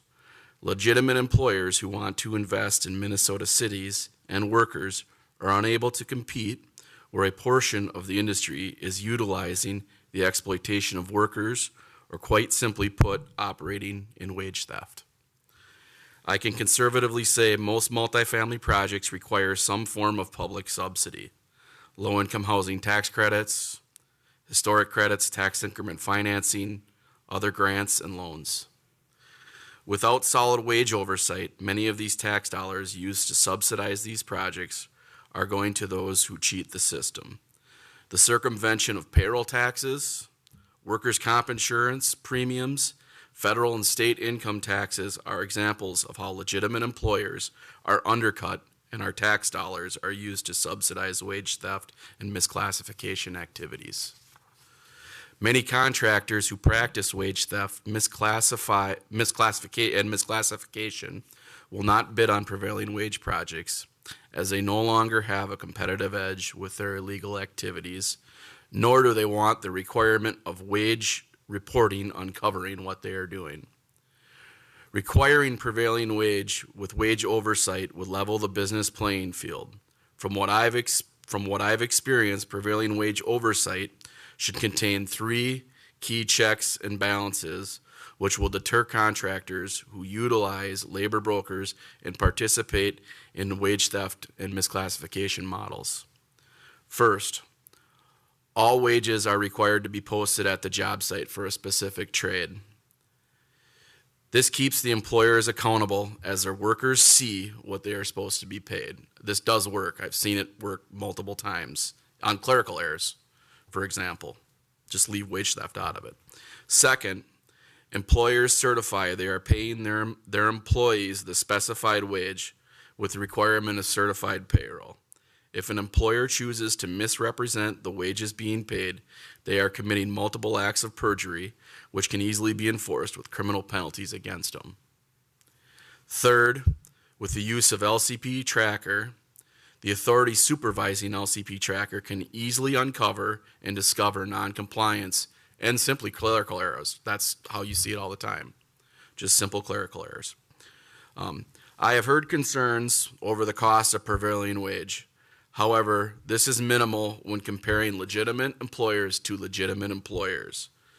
The comparison that truly creates a genuine difference is one between a legitimate employer to a contractor who utilizes labor brokers and misclassifies their workers, or simply put, participates in wage theft and misclassification activities.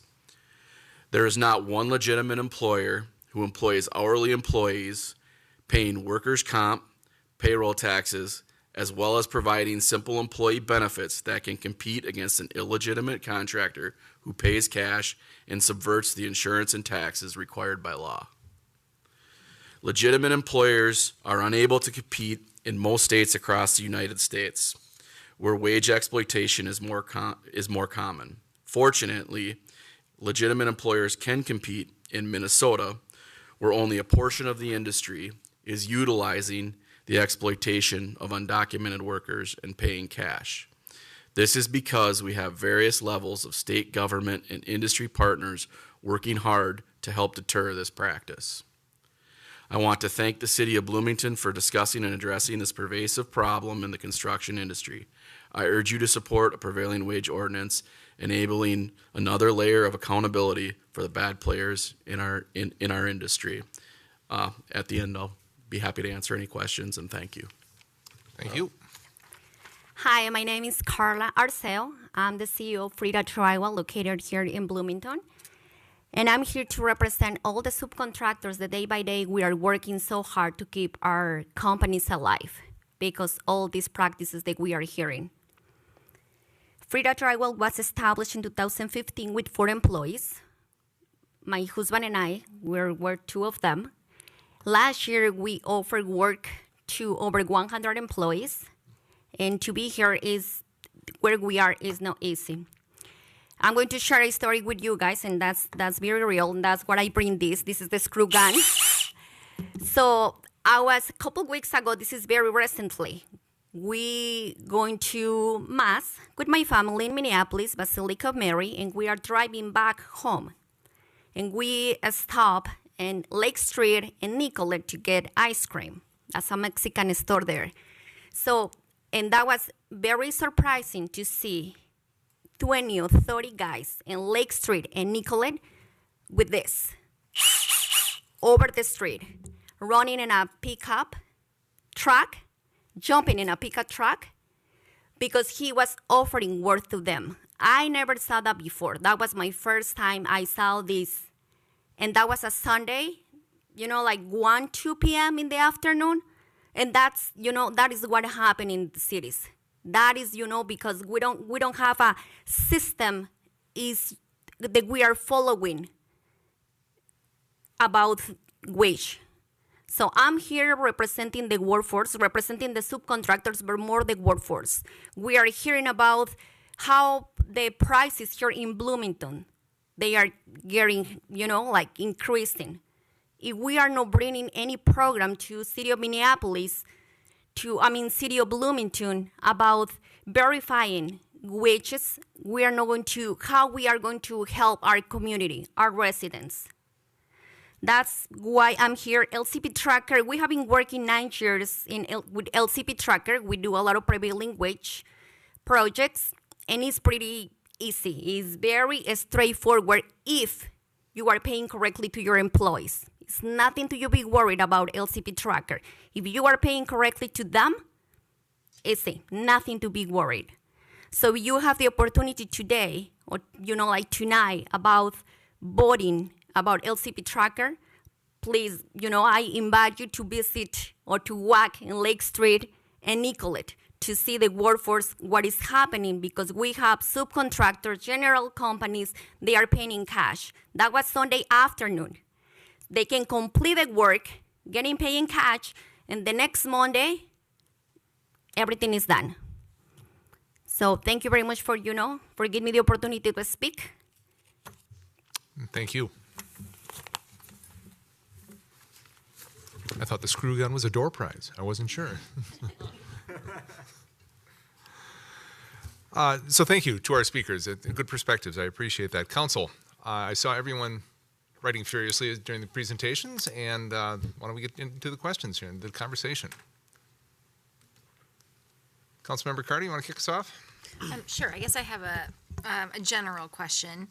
So obviously most of the speakers, or all of the speakers tonight, were representing the construction industry, but specifically kind of more around housing and affordable housing. And when we are considering construction projects that would be impacted by the prevailing wage ordinance, are the majority affordable housing projects, would you say? I don't know who the question to, Ms. Manderscheid? Mayor members, the way that the term project is defined in the that's not the right word. The draft ordinance is sort of an all-in definition, as I mentioned, so that you could trim back anything that you wanted in it. Many of the words that are used here are projects that are MnDOT type projects, and they have their own set of requirements based on their sources of funds. Right now, we know that there is a lot of construction work happening in the housing field in Bloomington. Mm-hmm. It also includes demolition work, repair work. It would certainly include housing. If you wanted to tailor it to be something more broadly or more narrow, we can obviously address that in the ordinance. But I certainly would, also defer to our presenters if they had any specific data points on that. Okay, that's helpful. I have one other quick question. For the $175,000, is that that is the total project cost, or is that the cost that the city, of the city funding? Sure. Mayor members, that is also a defined term. So it is the estimated cost of the project. So it's the total project. We did a little bit of analysis internally as to what that would sort of flip on within the types of projects that we're doing. And as you can expect, if you see it here at the council, it would be one of those projects because that's the dollar amount that triggers the mayor and the city manager's signature. I will offer that it's pretty easy to get to 175 on projects. That said, there is a lot of smaller projects. I mean, I sign all the contracts, and so there are a lot of smaller projects that this wouldn't come on for, and those are other ones that the city manager is executing and the department heads. So, okay, and it doesn't matter if it's like one city dollar or. No, Mayor, members, it is that the total cost of the project gets to 175, and that it uses city funds. And So it doesn't matter the amount of city. I guess, right. Okay. I mean, if it's All right. $1, but Just that's wanted pretty to- rare. Yeah. That's $1, but yeah. Thank you. Additional questions? Councilmember Mua and then Councilmember Nelson. Councilmember Mua. Thank you, Mayor. And so, kind of to follow up on Councilmember Carter's, from the draft proposal, it sounds like our PMP work would be included in this as well. Then, okay. And then I had a question for the presenter. I can't remember your name. Talking about how supportive of prevailing wage for affordable housing, but not so much market rate. Steve, sorry. Mr. Min. So I would love to understand what's the biggest challenge you see between affordable housing versus market rate when it comes to prevailing wage? Mr. Mayor, Councilmember Mao, the issues that I identify in the work that I do, a market rate deal typically will have more than just a housing element to it. It could have office, it could have retail, and so you're now dealing with two different prevailing wage rates. You could infect the housing project with the commercial wage rate, which would impair the housing ability to pay those wages. Commercial wages are much higher. Office in particular, if it was a standalone office project or an industrial project, they might not be able to sustain and pencil out if they were paying commercial wages. Now, office working, steel work, for instance, there's very little steel work that isn't prevailing wage. But a smaller office building or a retail development might not be able to sustain a commercial wage rate. So you have to think about what kind of market rate projects you're doing in your community and why you're doing something like TIF for a market rate project. As I mentioned in my earlier remarks, you might be eliminating a polluted site that has a cost barrier. You might be eliminating blight. Those are unique circumstances, unlike affordable housing, which I look as somewhat of a standardized commodity in the state. Thank you. Okay. Yeah, and I wanted to know that because although we've done a lot with affordable housing in Bloomington, I can see, not in the far too distant future, that our market rate commercial areas are going to be coming up. They already are.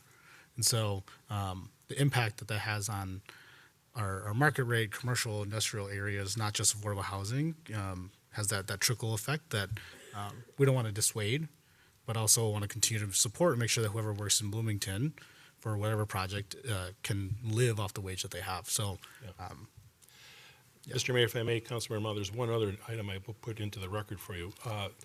Market rate TIF, particularly if it's done for environmental or blight reasons, is a rehabilitation district under the standard, Chapter 420. That's a 10-year district or a 15-year district as opposed to a 26-year district for housing. A lot of the smaller projects might not be able to pencil out at the smaller payback of a TIF item.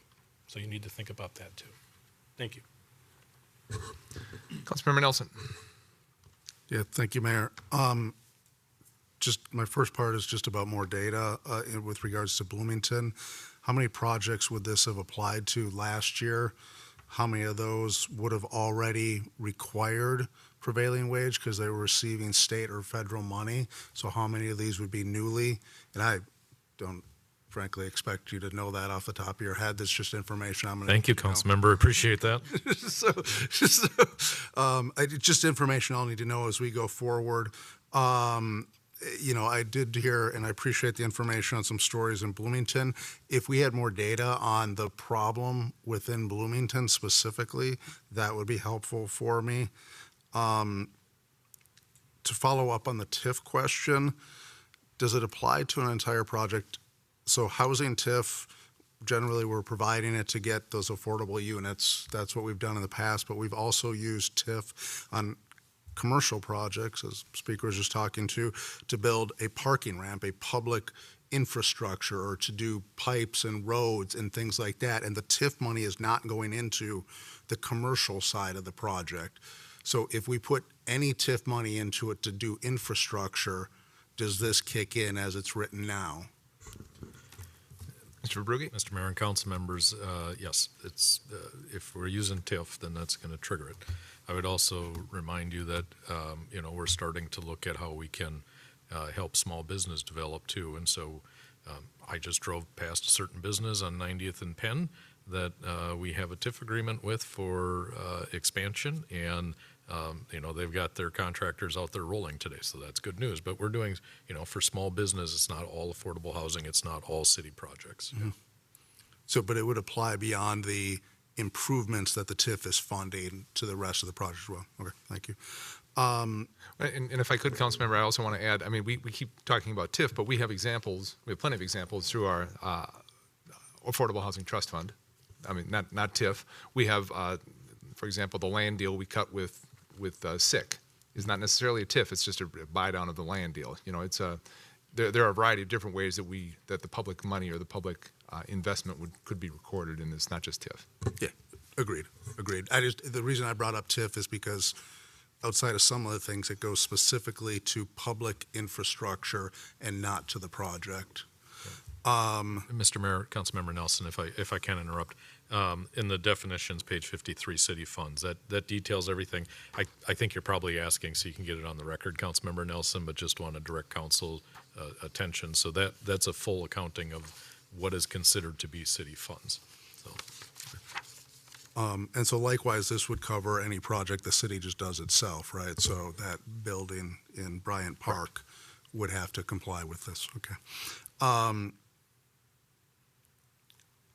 Is there a plan to have this go through Planning Commission and Port, given the role of Port in our larger development projects, and obviously Planning Commission in almost all of our projects, and I think that's been a standard practice to have ordinances go through them for review and clarification and input.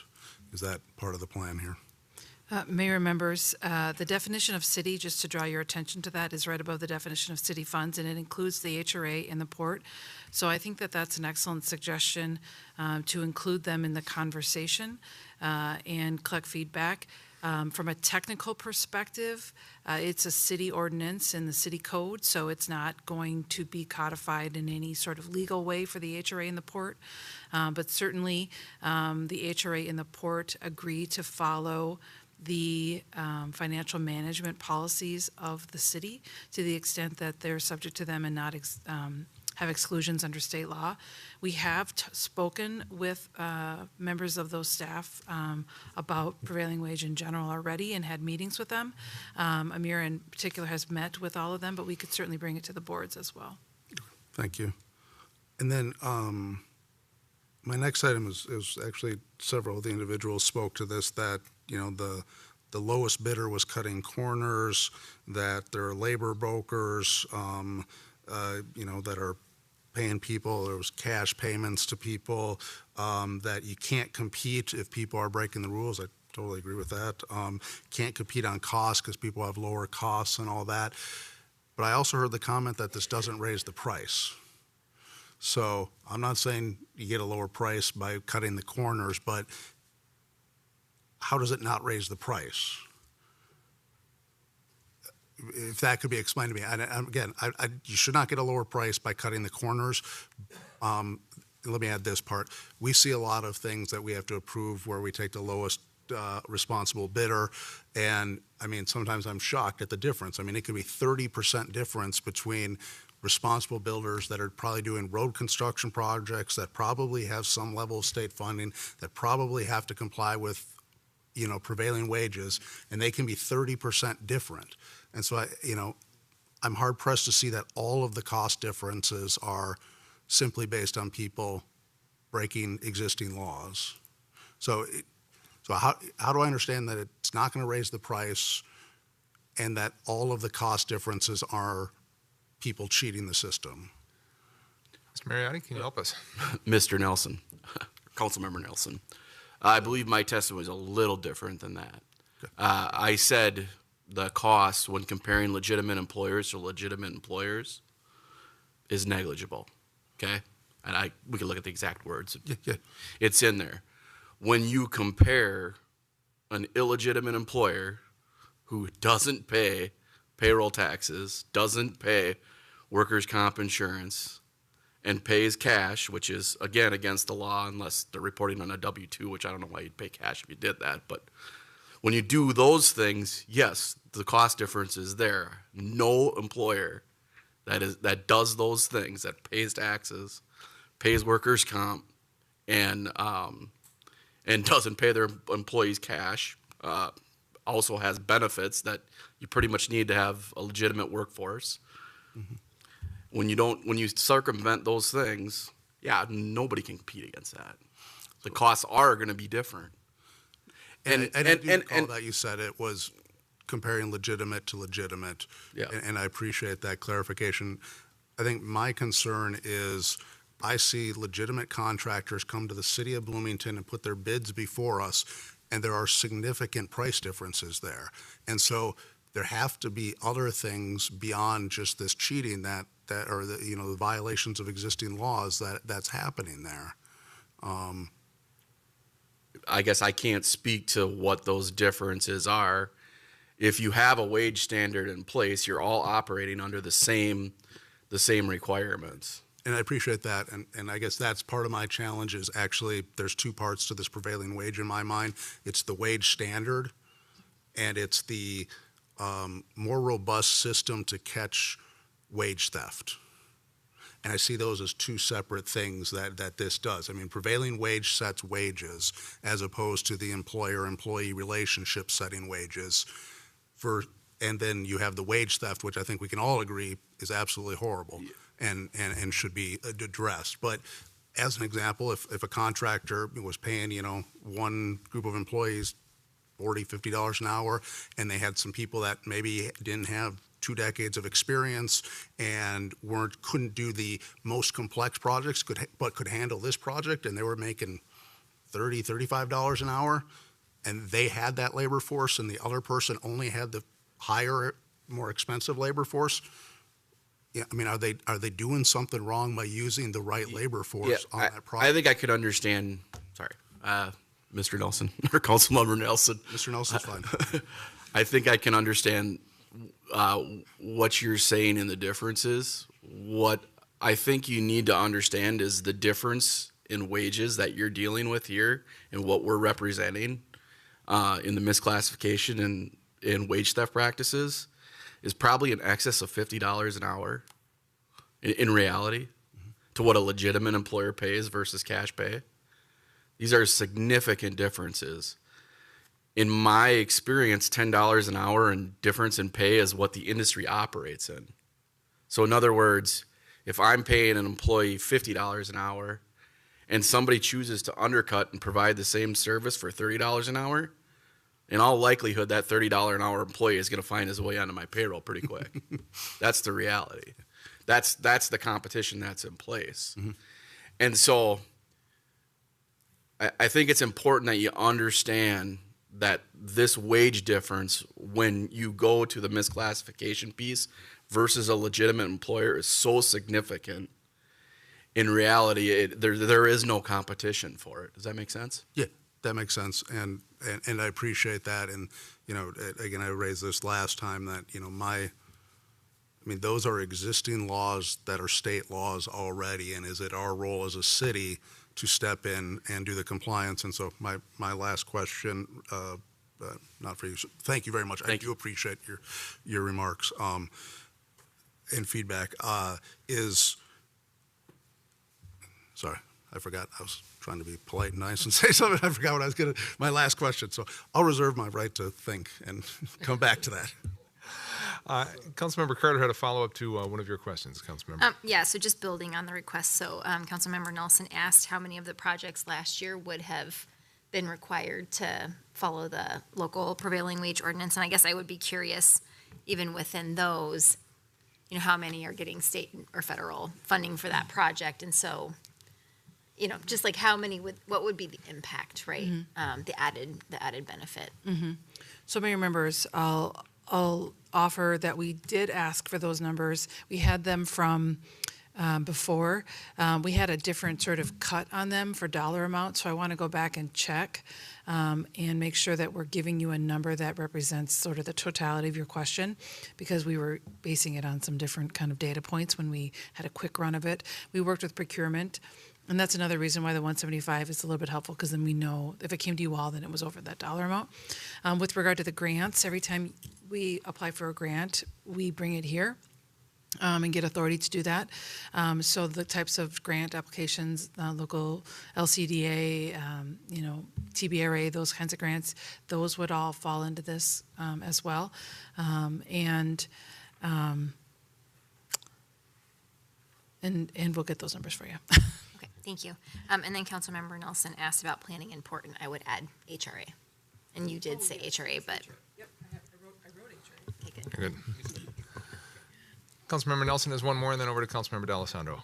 Yeah, so just remember You my remember it? question. Good work. It was the one with the star by it here. So it wasn't that complicated.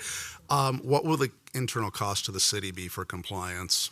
And that may not be something you can answer tonight as well, but I would like to know that. Mayor members, I do know that. I'm see if I can remember the date. It was in the presentation last time. We would need to purchase LCP tracker, which I think is 12 grand. I think was what the number was. We don't believe that there will be any additional cost for staff compliance because Amir and Lorpu have the ability to absorb that. And we predicted that would happen with the statewide deployment of Earn Sick and Safe Time would cause greater compliance.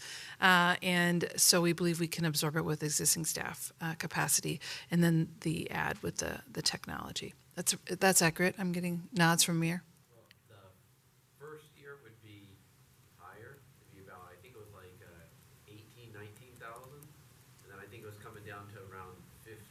Okay. So it's thank you, Amir. Amir said 18 for the first year to purchase, and then 15 after that. And that again is the payroll software that's required, and that is the estimate based on reaching out to the other entities. This LCP tracker is one that is, as my understanding, is used by multiple entities and widely is used in the market. We think that'll be helpful for enhanced compliance and just ease of entering data. The other thing that we haven't looked at is, is it available on the state contract or something like that? So it might be possible to get it less expensive, but our initial cut is somewhere around that. Councilmember, I'll get to you in just a minute. Looks like Mr. Watkins has something to add here. Oh, I'm sorry. I got you back, didn't I? Thank you, Mayor Bussey. And if I could just respond quickly from a slightly different perspective, Councilmember Nelson, to I think help answer your question. So I just wanted to make a few quick points. First, in terms of looking from the sort of peer-reviewed research angle, and we passed out this wealth of peer-reviewed research that's shown little to no cost impact, and I think that can be really confusing. Why that would be, and so especially when you're looking at, say, heavy highway work, and you generally have sophisticated contractors competing, they're playing by the rules, paying workers' comp. And then when you're doing that and you have a prevailing wage requirement and you have a relatively level playing field, the slight cost impact that you might see on wages are more than made up for by other efficiencies. And so that's where, in general, you see this limited cost impact because the contractors paying prevailing wages have highly trained workforce, have gone through registered apprenticeship program, so you're gaining all these efficiencies. Now the challenge with the affordable housing space and where research has been done, for example, Hinkle and Bellman in 2021 in California, is that this is an industry that's so rife with it has a lower barrier to entry. You have a lot of what Carla spoke to in terms of people jumping in pickup trucks, doing a drywall or framing job, and it's just kind of a Wild West. And so Bellman and these two researchers, even considering that, found a very limited cost impact in the affordable housing market, but they ultimately concluded that it's so hard to establish a baseline to compare prevailing wage to because of how rife that industry in the affordable housing or housing space is with kind of institutionalized wage theft. And that's what we find in Minnesota, especially in housing, that about 20% of Minnesota construction workers experience wage theft. It's extremely bad in the affordable housing and housing space generally. So it is very hard to establish that baseline of comparison, but we know from a wealth of peer-reviewed research that there's very limited cost impact. And then the last thing I'll say is that because these practices are so deeply ingrained in the industry, you could hire 100 more DLI investigators and you're still not going to root out this problem because you're just playing whack-a-mole. So you've got to figure out ways to do that prevention. And that's what's so excellent about LCP Tracker is that when you have to put your payroll and all your information, it scares people away. They don't want to mess with it. And then you have a level playing field where Frana can compete. And yeah, you'll see bid variations, but that's because they're competing on a level playing field and they're trying to find efficiencies elsewhere. So hopefully that helps to answer your question. Thank you, Mr. Franco. I apologize. I took the 50-50 shot. I missed. I'm sorry. I'm happy to answer too. Councilmember D'Alessandro and then Councilmember Rivas. Councilmember D'Alessandro. Thank you, Mr. Mayor. Appreciate you all being here tonight. I think this is a really interesting discussion. One, just a point of clarification for me. I assume that any ordinance we pass would be for projects funded all or in part by the city, but that there would be a distinct line between that and any state regulation, meaning this is us covering projects that otherwise aren't covered because there's state or federal money involved. Am I correct on that assumption? Ms. Mayor members, I'm not entirely sure I understand the question, in part because affordable housing projects, for example, have 10 to 20 sources of funds, oftentimes state, federal, and local. So is your question whether there would be sort of preemption or? Yes. Okay, so there's language in the ordinance that specifically addresses conflict. Let me try and pull it up in front of me here. I'm looking through it. I apologize if I didn't find it. It's towards the end, and essentially says, nothing in here is going to be construed to be in conflict with other regulations on this matter. So we're going to read our ordinance to be to not get in the way of another provision at the state or the federal level on prevailing wage and on labor matters. So if it's a MnDOT project and they have prevailing wage, then they're going to pay prevailing wage on that project. And it's all the same wage because it's calculated by, so it should be, I think it should work out. And if not, we'll read the law so that we're in compliance. Just to follow up on that then, if there is a combo platter type situation here where we have, what is the obligation to the developer then to provide us via LCP Tracker with data and the state and the feds? And are we compounding their struggle, if you will, to comply by asking them for the same data multiple times across this whole thing, or is that not really necessary? Do we avoid doing that somehow? I think that may be a question for one of our contractors. Okay. Yes, you were talking about who takes the lead in situations where you have, say, the feds and the city, right? Yeah, I'm just wondering if there are compliance requirements that we've then compounded on the developer, yeah. I've seen this in Minneapolis and St. Paul. Typically, the feds will take lead position if the feds are in it, is what I've seen. Mm-hmm. And they will monitor through LCP Tracker the same way. Mm-hmm. So the same compliance requirements, and to get into it a little deeper, they'll probably monitor it a little bit more scrutiny because they have more people to monitor it. Yeah. Makes sense? It does. Thanks. Okay. There was one other term in here that I just wanted to try to have a kind of a sense of what it meant, I guess. Is the expectation of covered persons meant to be broad in its scope, or is it intended to be like we got a list explicitly from the contractor as part of the deal terms, and that's the list we're using to define covered persons for this situation? Mayor members, it is intended to be inclusive, and it is addressed when the contractors have to upload their information to LCP Tracker, is by individual worker, is my understanding. Okay, individual work. individual worker. Okay, so so I'm familiar with the concept of, what Ms. Arceo was referring to, like the concept of day laborers, right? My expectation would be then that because we'd have that information at the beginning of the project, anybody on site that may fall into that category of more of a day laborer wouldn't be in our system. And so then what is the reconciliation process there? How does that generally work?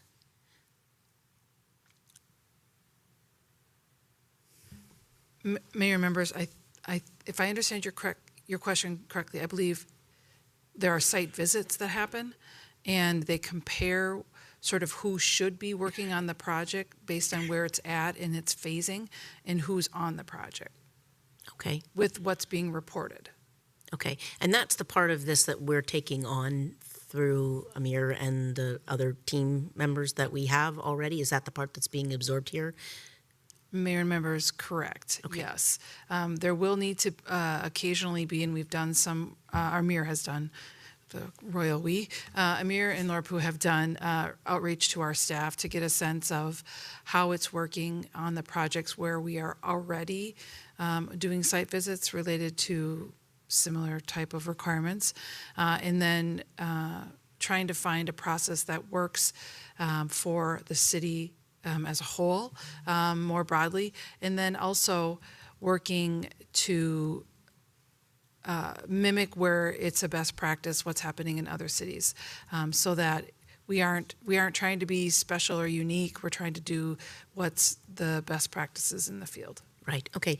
Two very quick things then. One is I noticed that everyone who came tonight spoke in support of this.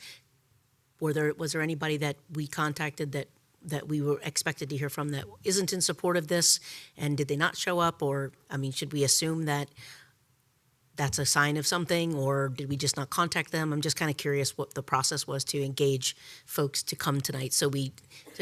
I'm happy that we don't have a balance. Don't get me wrong. I'm glad that everybody wants to do this. This is great. But I'm wondering if we tried to get a balanced opinion. Mm-hmm. Mayor, members, we definitely did. We tried very hard. I think that you did see some nuance and hear some nuance in some of the presentations, and we welcomed and encouraged that nuance. We worked hard to get folks. We wanted to get presenters that are in this marketplace. We wanted to get someone who is familiar with Bloomington, who has done work in Bloomington. And then we wanted to get people that were doing highly regarded research and work in the area. And I think that we being Amir and Larpu, brought together they check those boxes. So when you are doing the research and you keep finding articles sort of referring to the same people from a wide variety of different resources, Amir can tell you, I asked frequently to him, now we want to make sure this is a balanced opinion, and we want to make sure that who are their funders, who's on their board, like looking and doing that deep research on the folks that we were looking at to make sure that we were trying to give as balanced of a perspective and address the concerns that you highlighted in the beginning, the last time we were here. Right. Okay, great. Yeah, thank you. Mr. Mayor, I think we, what is the timeline for this to come back as a proposed thing? Do we know? Well, I think if it has to go through port planning and HRA, it's going to be it's going to be a few weeks yet. Okay. Well, I just appreciate this work a lot, and I think I'm certainly of the opinion if somebody's coming and asking us to help subsidize something because it helps them get to a price that they can afford, I'd hope that we're talking because they're paying their people a living wage, right? And so that works for me, and I appreciate the opportunity to talk more about this. Mr. Verbrugge, more specificity? Mr. Mayor and council members, Councilmember D'Alessandro, I'd agree in terms of the timing that if you want additional bodies of the city who are involved in contracting and projects, that it will take just a little bit more time, but I'd also look for direction from the council in terms of a level of engagement that you'd like to see. I know that our team has done a good job of reaching out and has talked to probably 50 people or so. But if you are looking to see if there are voices in the community that have not been represented in the conversation and you want us to try and solicit those. I think understanding what those engagement expectations are so we can factor that in as well. Councilmember Rivas? I just want to add to what Councilmember D'Alessandro mentioned in regards to the people that were contacted to give their opinion in regards to this. I was expecting, from what I heard, that there were going to be a couple of people that were against this ordinance, and I would like to hear from people that have a different opinion in regards to it. And I also have a question to whoever has the answer out there. When it comes to competition, how do you evaluate competition amongst the construction contractors out there if you are procuring a prevailing wage? Based on my experience in businesses, competition is always healthy. And as Councilmember Nelson mentioned, the disparity in the contracts or the offers that are brought to the city, and not only to the city, from the experience that we get outside in our jobs, is that companies usually have the tendency to go for the lower, forgot the word right now, but the lower bid to a construction project. So how can we allow a healthy competition if we are, in a few words, sponsoring the businesses that are just represented at this point? Can anybody? I don't have a particular. Mr. Min and then Mr. Watkins. Mr. Mayor, Councilman Rivas, I'll take a shot. As the developer, I'm responsible for hiring the contractor, the architect, but I make a decision to choose a contractor based on their experience, and for my business, I make a decision to choose a contractor that's a union signatory. I do that because it's a business decision. I expect when they arrive at my work site, I'll have a certain proportion of a master, a journeyman, and an apprentice ratio with well-trained people, and I'll benefit maybe slightly higher wages, but I'll benefit with efficacy where the project will be built in 13 months instead of 15 months or 16 months if I go to a non-union contractor. So I make that decision in the open marketplace. They're paying the same prevailing wage because that's what prevailing wage is. It's the average of what's being paid in the marketplace. But I might pay a little bit more premium for the efficacy and the delivery of a skilled workforce that I think is slightly better trained than a group that might not be. And that's a decision I make as a business decision. And I think I'm better off for it. But there are clearly a number of competitors who are both union and non-union who will pay prevailing wage. And so I think there will be no loss in uptake in terms of the delivery of quality of work in your city. Okay? Thank you. Thank you, Mr. Min. Mr. Watkins? Thank you. And Councilman Rivas, so you were essentially asking, is there any impact on bid competition associated with prevailing wage? If I could kind of reframe your question. And there is additional research on that I didn't bring all of it because it's a big stack of stuff. But there have been research studies that have examined that is, how many average bidders do you get in non-prevailing wage projects versus prevailing wage projects, and they have found that it's basically a wash. It's maybe a difference of 1% or 2% at most. So again, the impact on bid competition in the peer-reviewed research has shown that prevailing wage does not restrict bids. It doesn't reduce competition. Again, it makes that competition more fair, but it doesn't change the number of bids that municipal entities are receiving for those projects. And again, that's research that's based on comparing large batches of projects that carried prevailing wage requirements compared against similar type projects that didn't carry those requirements, and then seeing what's the difference that happens within each of those two groups. And again, both of them had similar levels of bidding as well. And that was, if I can jump 1 second to your Councilmember Nelson, your question just about kind of how that research works, is that I understand kind of that confusion when you can see that you get 4 bids and there's a wide range of numbers there. The research that we presented that's in that table there, and again, I'd be happy to share full studies if anyone really wants to dig into that stuff. It's you don't look at the bids received within a project as you compare winning low bids to winning low bids. You're kind of leaving out the other numbers. And then that's what you're looking at is there a difference between those winning low bids on a project that was covered by prevailing wage compared to those winning low bids in projects that didn't have prevailing wage. And that's where they have found that when you're looking at them in that way, the winning bids, that there's no difference in overall cost on those except for those, and again, those are noted in the table, those particularly in affordable housing, because oftentimes those non-prevailing wage projects are characterized by also high levels of exploitation and abuse and payroll fraud and that kind of, which is why you tend to see in most types of projects like highway heavy, school construction, those sorts of subsets of municipal projects, you tend to see it's just a zero. There's no difference, and it's really you only start to see those differences mainly when you're looking at affordable housing for that reason that we've talked about. But that's kind of how that research is studied, and so I understand where that confusion can arise from, and that's why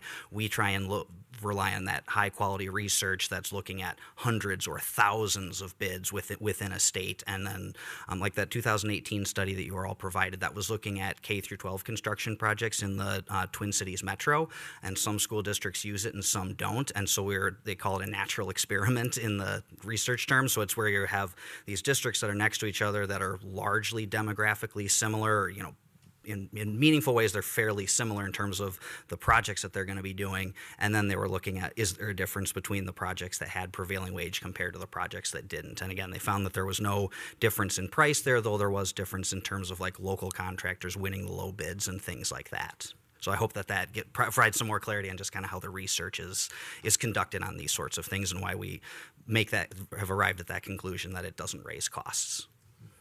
Thank you. Mrs. Hale? Yes, and I want to, give a little bit more information for a council member, Rivas, about the competition. And I'm agree with you, competition is great for everybody. When we have competition, we are, trying to be better, and we learn. But prevailing wage is we are not here, and I'm agree with all of them. We are not here about gaining more work, having more projects. We are here for the workforce. And prevailing wage is not just paying more or paying over of all of the competition. Prevailing wage has this package about a big package. You have pension, different pensions, but also you give the opportunity to our employees to go to a school. We have, in our experience in Frida Trial, we have several apprentices, and they can go to a school. They complete high school, and they didn't have money to go to keep in a school, but they are very smart. They want to follow their dream. And prevailing wage give the opportunity to them to keep studying, to be, in the next level. One of them currently is a project manager. He started with us 5 years ago. So prevailing wage is not to have more projects. I would love to, yes. But it's more about giving them the opportunity to grow. And just, but I'm agree with you about competition is great, help us to be better, but it's more about, more about competition. Right. Thank you. Thank you. Councilmember Lohman? Thank you, Mayor. I want to add on to some of the requests for information here, so I'm not looking for these the answers today. Curious about, with respect to the amount of money that we have that comes through the city from a construction standpoint that uses city dollars that is non-affordable housing. And then I'd also be interested to know the amount that is just on mixed use. And it can be both above that 175,000 threshold and below. If that could be looked at. And then I think I heard this before, but I wanted to just understand from a categorical standpoint those dollars that are under the $175,000. Wanted to have a better understanding of what those dollars are and if they're covered by either federal prevailing wage or state prevailing wage or some other piece on that. Do those questions make sense? Mayor members, yeah, for the most part, I'm obviously going to re-listen to all this too, And certainly we can talk about it off yeah, if you want me to I think clarify. my big takeaway from the questions that I'm hearing, Mayor members, is you want to see some data breaking out what we have as many ways as possible by project and dollar amount. And we've already done a lot of that, and we will stratify the numbers further and get you what we've got. And just to be clear, what I'm looking for is the affordable housing. The market rate. Yeah, those pieces. And then I am interested, in terms of additional information in terms of this mixed use development piece, because that was brought by one of the presenters with regard to by Steve Min, who brought forward this idea that if we have prevailing wage with respect, that will hinder, or at least the way I'm hearing it, will hinder some of the development that's there, or might make it difficult to pencil out projects. And I want to have a better understanding of what the impact of this particular policy that's proposed here would be with that, and that again could be an offline type of thing, but to have additional information about that. And then I've got just some sections here that I want to just have just so I can clearly understand what we're doing here, and so just stop me if my understanding of this is incorrect. So with the home loan program, each one of those loans in and themselves, with the way that the draft is written today, would be individual city expenses that would be under that $175,000. Each one of those loans that we do with the home loan program. It's not in total like our PMP project would be. Mayor members, are you referring to HRA? Yeah, I am. HRA dollars. Yeah. So I believe that those projects are set up as a reimbursement, and so. And I don't remember the dollar amount on those. And we could take that offline. Yeah. I want to understand, in terms of what that means. And then when we talk about projects that are under 175,000, if you're on one lot, can you? And again, I don't need an answer right now. It's just for my understanding. Could you, say, okay, I'm going to do one project here on the lot, another project that keeps each one of those projects under the $175,000 threshold, because they're separate projects, but they're on the same lot. I just want to understand how that would operate with this, the way that this language is written. And then, so those are the questions I have there. And then I've got some questions that I have of a couple of the presenters. If I could do those relatively quickly, I would just package these all into one, Mayor.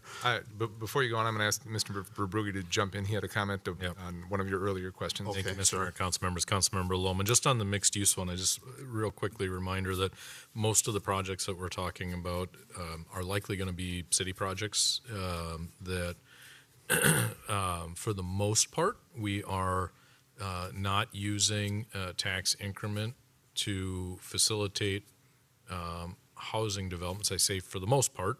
So the mixed use, it's a pretty short list. So if you think about Bloomington Central Station, where the former grocery store went in as part of the Carbon 31 project over there, that would be an example of mixed use, but there aren't a whole bunch of those.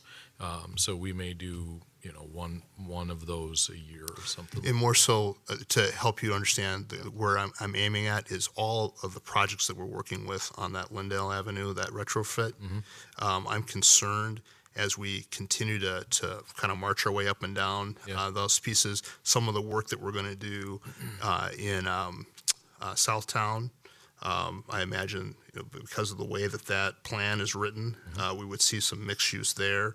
We'll also see additional mixed use when we go over by the Mall of America and other things. So that's kind of where I think the root of my question is. I think I'm hearing other council members asking that, especially where residential is included within that mixed use.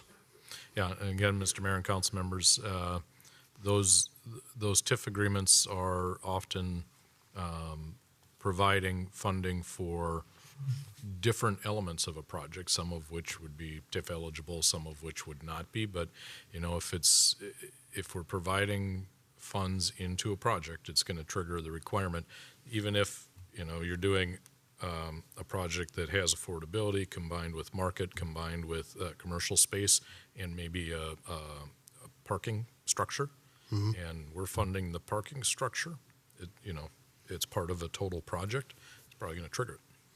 Yeah. So I think you're understanding, but I think I want to have a better understanding of what that, from a policy perspective. I don't want to have us get out there, put this thing together, and then, oh, whoops, we totally missed that. If you understand that, certainly we can take that offline. And then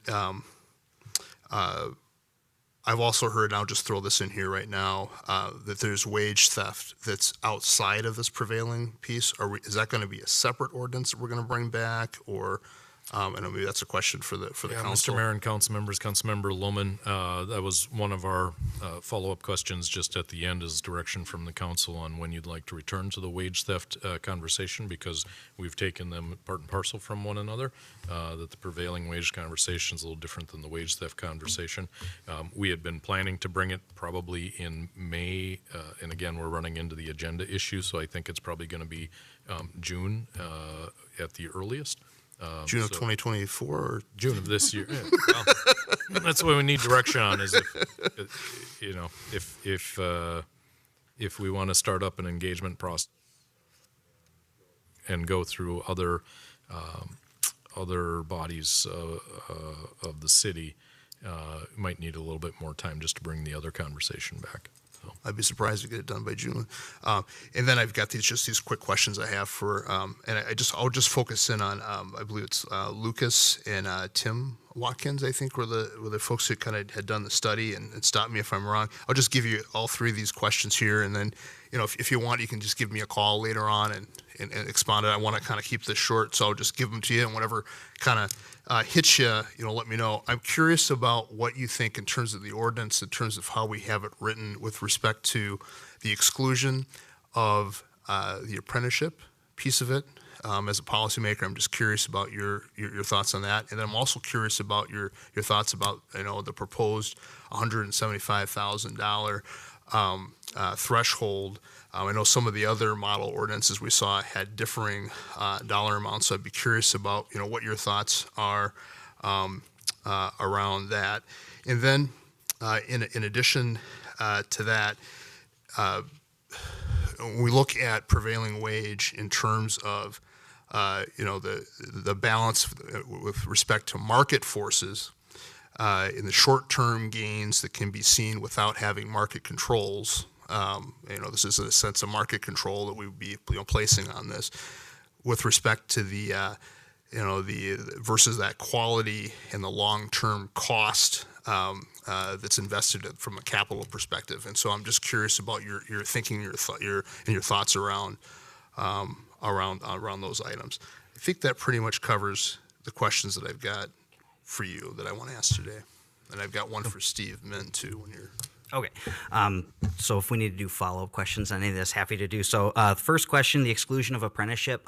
That's pretty standard with state prevailing wage as well as federal Davis-Bacon, is that if you are in a bona fide legitimate apprenticeship program, you are exempt from the prevailing wage rate. It essentially is allowing contractors to take a little bit of a discount on their labor costs and they're providing then real work opportunities to trainee labor. Of course, there are ratios that have to be abided by, so you can't just have a crew of entirely apprentices on your job. But it's state and federal government both abide by that, again, because it's meant to incentivize the use of trainee labor, again, within reasonable ratios on that under journey worker supervision. In terms of how we have it written, is that pretty standard how we have it written there? Because it doesn't seem. I don't know the exact wording, but it seemed to me that it was. We could take that. That it mirrored the state requirements, and then the $175,000 threshold. I think that's really more of a political question for this body, because, like you said, so many different municipalities have different thresholds. The state of Minnesota's threshold for contributing funds is $25,000 to state-owned projects, but that's again the state's commitment, not the total project cost. And then for certain types of grants and loans, like for economic development, those have thresholds of $200,000 if it's a grant, $500,000 if it's a loan. But again, those are for specific sorts of projects. So again, that the $175,000, that's again more of a question for what you're all comfortable with as far as how much of a public commitment you want to trigger that at. And then the last question, that might be a broader discussion. I would just note that as far as it being like a, trying to unleash market forces or whatnot, is that the real, if you think about the private sector, project owners have total freedom to choose their contractors. So if you get 5 bids to remodel your bathroom, you can pick the most expensive one because you like the jingle that they have, but the government does not have that same flexibility. You're bound to award projects on the low bid. So really, we view prevailing wage as correcting that imbalance, is that puts that artificial restriction on how government's flexibility to pick contractors, which is what experience over 130 years ago was showing, is that, hey, there are contractors out there that game that requirement, which has great intentions in terms of combating corruption and things like that. But when it came to building infrastructure, that was what led to the recognized need that wasn't going to be sufficient for making sure that taxpayer dollars were being spent responsibly on infrastructure projects. So we view prevailing wage as the correction to the market imbalance. I appreciate that. And I believe I share your perspective. Thank you for being brief about that. I'm not sure if you want to add anything to it. Mayor Bussey, Councilmember Lohman, I'll just rapid fire to say completely agree that this really is about correcting the market. And just to reemphasize a point I've been making, and I think a global perspective on this entire conversation, this is really about leveling the playing field, creating a healthy, vibrant, fair market, and it's about crime prevention. We know how institutionalized these practices are. It's widespread. This is a good, effective tool with limited resources that the city needs to invest to deter crime. And with that in mind, I would just caution limiting sort of scoping or exemptions for this or that when it's really thought about that this is preventing crime in an effective, well-tested way that ensures a healthy market, to try to keep that in mind, to avoid sort of cutting different things out, saying we'll cover this and not that. So when you're saying limiting, you're talking about this idea of misclassification, wage, affordable housing, across the board. So it is truly institutionalized in our industry, and it's extremely bad in the housing space, but it's everywhere. And so that's a point that I just want to make as we think about if we're applying to commercial, if we're applying to housing. I would highly encourage it to apply across the board. And I would also argue, from our perspective, that there's very limited evidence of substantial cost impacts, no matter the type of construction. And happy to follow up on that conversation, but enormous benefit in terms of crime prevention and creating a healthy, vibrant construction market with very little evidence of negative cost impacts, killing projects, for example. We just don't see that happening, and yet it has all these positive upsides. Thank you. And then I just had the last question, Mayor, for Steve Min. I appreciate your guys, and we can continue this conversation later. You made a statement that I found intriguing. I had a chance to read the report earlier that these gentlemen had put together, and you had made you made the statement that you didn't agree with all of it. And I'm just curious if you could, in a very summary manner, kind of say a couple of the points. And I imagine part of it had to do with, with respect to the mixed use, but I'm curious if there's other points that you would raise. Mr. Mayor, Councilmember Lohman, I'll give you the 2-minute homily rather than the 2-hour sermon. I personally believe that part of the problem is that labor brokers are allowed to function without being properly licensed. If we license labor brokers in the state, and this is not a City of Bloomington issue, but if the Department of Labor licensed labor brokers, they would not engage in some of the deceptive practices that are happening in the marketplace. So by approaching, for instance, tax increment financing as a way to capture and solve the problem by applying it uniformly to TIF is a solution, but I think there's a more elegant solution, which is to just get to the causation, which is the brokers are the ones who are committing the crime, and go after them rather than unnecessarily entangle a lot of projects that aren't violating labor theft practices. You're going to struggle to separate your mixed use projects. Now, I have some experience about this, and I'm over my 2 minutes. But if you want to, I'll give you some further examples where a commercial wage accidentally captures a project, and that's 20% increase the cost. It would have killed my project. I've walked away from financing that had commercial wage burdens. So you do have to be careful about it, and I think you have the tools in place to do that. Thank you, Mayor. Let's move on. Yeah, thank you. I know we got a lot on the agenda. We can talk about this later. Thank you. So just very quickly, process-wise, if we do want this to go through our friends at the port, our friends at the HRA and the planning department, as it works its way through that, it sounds like based on the questions that the group has come up with tonight, we probably need at least another study session to answer some of those questions and get those ironed out. And so I think that would make sense to be able to do that while it's making its way through the other bodies. Does that make sense, Mr. Verbrugge? It does, Mr. Mayor and council members. The other thing I'd ask for, since we did just talk about wage theft, is if, since wage theft is already being enforced at the state level, and theoretically there's already some measure in place for Bloomington, maybe it's not specific to Bloomington, are you comfortable if we just focus on this for the time being and then work our way through this process before coming back with that conversation? I think given workloads and agenda loads in the coming weeks, I think that makes good sense. Council agreement along the council here? Yes, I think that makes good sense. Mayor, one final point of clarification for the body. There's no technical action that we would be asking of these other entities. So my takeaway is that I'm presenting it to the Planning Commission, HRA, and the Port Authority in receiving feedback. Is that right? Okay. And then I guess if they wanted to take some sort of statement or something they recommend or what have you, they could. Okay. Yeah, Mr. Mayor, I would add largely informative, but I think it would probably be of interest to know, for them to know some of the questions council has asked for, and we'll have that information ready, such as how many HRA projects would be impacted by this, how many port projects would be impacted by this, et cetera. All right. So Mayor and members, just to kind of get it, make sure we're all on the same page, we would then be sort of, because we've got to sort of time this all back, and we've got the month of May to try and get on these agendas for Port and HRA and Planning Commission, and we could theoretically then schedule a planning or a public hearing on this in, I'm going to say June, into June, beginning of July. Yeah. Okay.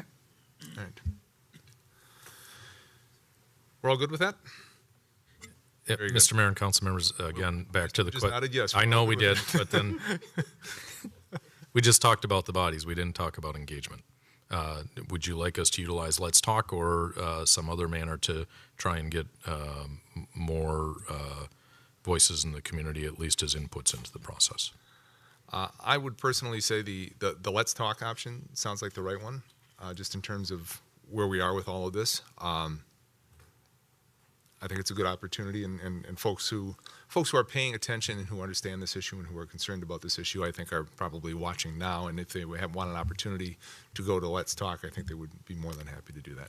Councilmember D'Alessandro? That would be my suggestion, Mr. Mayor. I mean, again, anybody can call us as council members and speak their mind and send us emails about what they think, which is fine. But when it comes to like getting data that we can actually leverage and use, I'd really like us to put something out on Let's Talk that qualifies these individuals. Why is it that you think that you're qualified to speak on behalf of this thing? And I'd like to have that information, because I have an opinion about everything and I share a lot of it, but that doesn't make me qualified, right? Thanks. Understood. All right. Very good. To everybody who contributed tonight, thank you so very much. This was a great discussion. I hope it was useful for you, because it certainly was for us. And you can see the questions and hear the questions that we had. And I think we're in a good place and moving forward. And very grateful to have you here. And I think you hit it perfectly. I think they're at intermission. So if you wanted to sneak into the second act of Sound of Music, you probably could. So thank you very much for being here tonight. Appreciate it. Thank you. And Mayor, I know that I'm the one sitting up here, but just Amir and Lorp, who have done a tremendous amount of work on this, so thank you to them. Yes, thank you. We are moving on in the agenda to item 5.4, our City of Bloomington Park and Park Facility Naming and Sponsorship Policy. Council, I want you to take a look at the clock on the wall and note where we are, and we still have this and our fire services update to go, and so maybe to temper your comments and questions accordingly. Leah Hughes, our Deputy Park and Rec Director, is here to talk item 5.4 with us this evening. Sorry, just making sure the clicker works. Hello, thank you everyone. Good evening. That was a robust discussion, super interesting. So I hope you're ready for me and my naming policy now. My name is Leah Hughes. I'm the Deputy Director of Parks and Recreation, and I'm going to be facilitating the discussion on the draft naming and sponsorship policy that we've been working on with legal for the last, I'd say, 6 to 9 months. And so there's going to be a little bit of a call and response through this presentation because I am looking to get some feedback from you all on some of the specific parts of the policy. And then there may be some individuals chiming in. Ann Cattree is here in support too, should there be some questions that she can answer. And I don't know if City Manager Verbrugge would have some comments as well. So it might be kind of a team effort as we move through this draft policy tonight. Introduction. Basically, this naming policy is going to be an extension of the memorials and donation policy that was approved in September this last fall, so 2023. And so some of the processes, some of the things you're going to hear are going to be kind of reflective of that policy. This is really meant to be kind of the next step when it gets to kind of those bigger, more involved opportunities for naming park amenities or other things like natural spaces within that.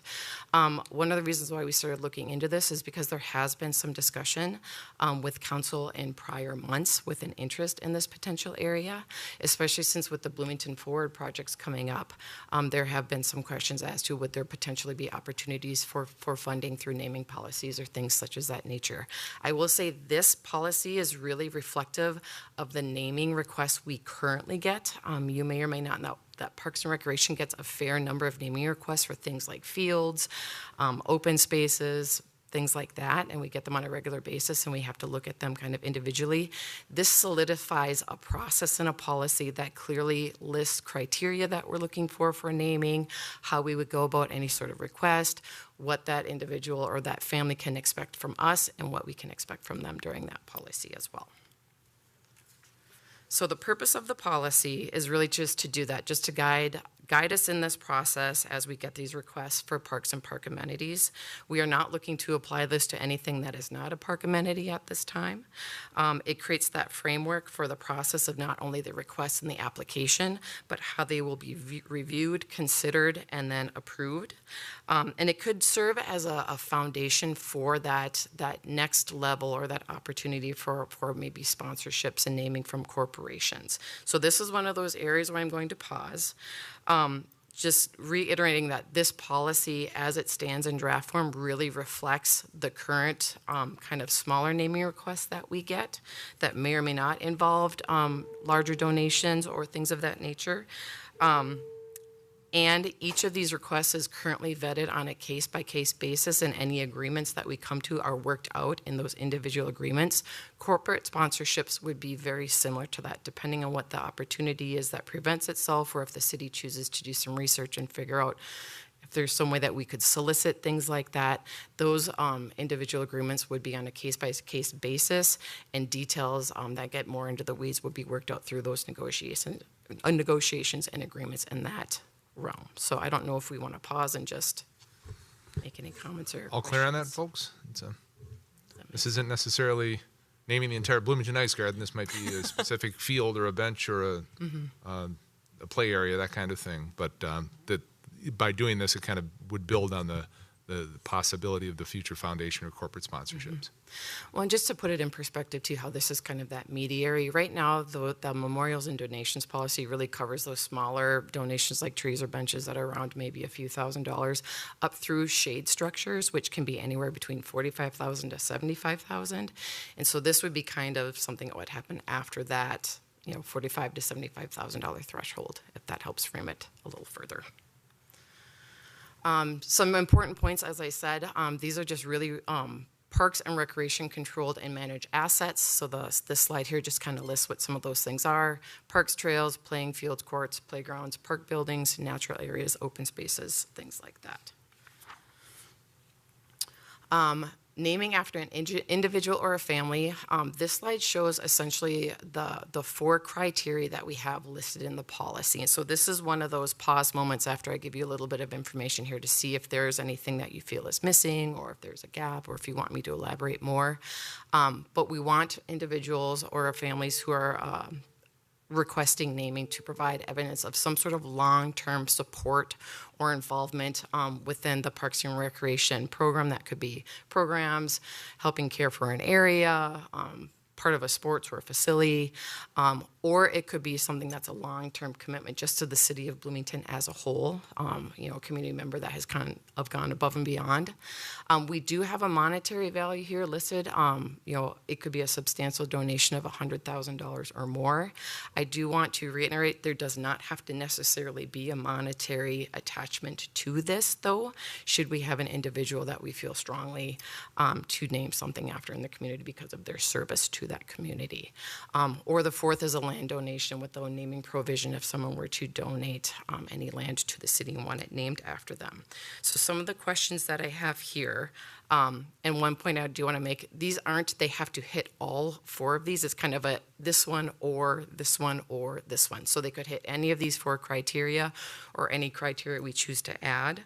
But some of the questions we want a little more clarified to see what council feels Bloomington fits is what would a long-term commitment be in our eyes.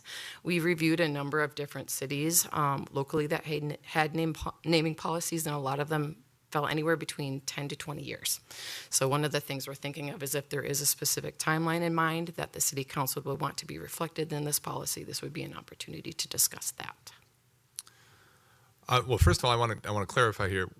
We're not removing anyone's name from anything. Correct? There is a renaming provision in that policy. Okay. So if someone did want to rename something, there are sections in this policy for that. That is an option. Okay. However, renaming is a far more complex entity than naming something that's just being built or naming something that wasn't previously named. You had mentioned the Bloomington Ice Garden prior to that. Renaming that would be a big deal. It would be. I mean, that has a 60, 70 year plus history attached to it. People recognize it by name I've never played hockey and I've been in the building, but I knew what that was before I even came here. And I have really no reason to know why, other than its history and its long time. I guess I wanted to clarify. For example, Mm-hmm. Gene Kelly playfields are not going to become Verbrugge playfields. We're not going to erase one name to replace it with another, correct? I would imagine it would have to be a very compelling argument to do that, and I would agree with that. would likely not make it through the vetting process. No offense, City Manager Verbrugge. I agree. In terms of your question here on the second bullet point, the length of time, the long-term community service or contribution to the city, I think we need to consider this not only length of time, because I think that's it's in the eye of the beholder, how long, but also a significant contribution to the community. For example, I can think of any number of examples. If we have somebody, a Jefferson grad student, who grows up to be president, we may want to reconsider that. That would be limited to an 8-year time frame, but we'd want to consider that we might want to rename something in honor of that person. So I don't think it's necessarily just the time frame, but it's the significance as well. Correct. I agree. Councilmember Rivas? Yeah. Would it be possible to add a clause to that prevents the elimination of that name in the future? I'll just give you an example. For instance, we witnessed some of hundreds of years monuments being removed by people, and then cities actually approving those removals of monuments that have been there for hundreds of years. Would it be possible to add a clause to that once it goes there, if it is significant to the city, regardless of a political atmosphere, they will still remain in place? I believe that if that's something, Councilmember Rivas, I believe if that's something that the council felt compelled to do, we can certainly add that to a draft. That would be, if everyone felt strongly, that would be something we could certainly do. I think it's a point worth considering and at least talking about as the council. Absolutely. Councilmember Carter? Thank you, Mayor. So I think you were alluding to this, but I don't really feel like we need to have long-term support in either of them. I think that is like a way that somebody shows their support, but yeah, it doesn't necessarily have to be something that somebody has done for a long time, right? So, and although my kind of initial reaction is that although we would need some kind of we wouldn't do it just kind of like willy-nilly. We'd really want to be intentional, but I don't know if I'd feel comfortable saying like we can never ever change something. I mean, we looked at what happened. Like we see it happening across the country, right? That there are things being named for problematic historical reasons, and I don't want us to be in a position where we have a policy where we just can never change something. And so, again, I think a good point for more discussion by the council, but I think if we kind of have a better sense of what kind of standard policy is across the metro, if it's 10 or 20 years, I mean, I would be comfortable moving forward with something like that. But with the caveat that, like, even at 20 years, it doesn't mean we're going to change it. It just means that there could be the opportunity or the possibility in the future. Thank you for that, Councilmember Carter and Councilmember Rios. So one of the things that we saw in other naming policies is there were exceptions for good reasons. As mentioned, if it's an exceptional service or some sort of figure that's from the Bloomington community, some of those things could be worked out in the details of the agreement as well. So they may not necessarily have to be outlined within this policy itself, which is just the basis for those negotiations, but some of those more in-depth agreements could be written down specifically with each one. And I think your point, I think that's the most important part, is that there is a written agreement when it is established or put in place, so that the group understands, like, oh, okay, this is a 20-year agreement. Versus, that they might think it's in perpetuity, and the city is like, oh, no, our policy is 20 years. So, Councilmember Carter, thank you for bringing that, because that's one of the main reasons for, coming up with a name policy too. Not only do we get requests all the time, but actually adding that structure, that framework, so that way expectations are known on both sides. And so there aren't, areas that are gray or are misunderstood. So those things would be in writing. There would be timelines attached to it, criteria attached to it for maintenance, financial, whatever it would entail, depending on what that particular naming process would all be laid out in that agreement, and then that would be set in stone for that particular time period, whatever it may be. Any other comments on that? Or good? Okay. How about the $100,000 benchmark? I mean, like you said, we use the memorial and donations policy as a basis for that kind of earlier threshold. This would be another piece that could go above and beyond that, because obviously naming something or putting any signages out there, or whatever it might look like, there's going to be a certain sort of expense to that. Does this make sense, or is that something that would need more conversation as well?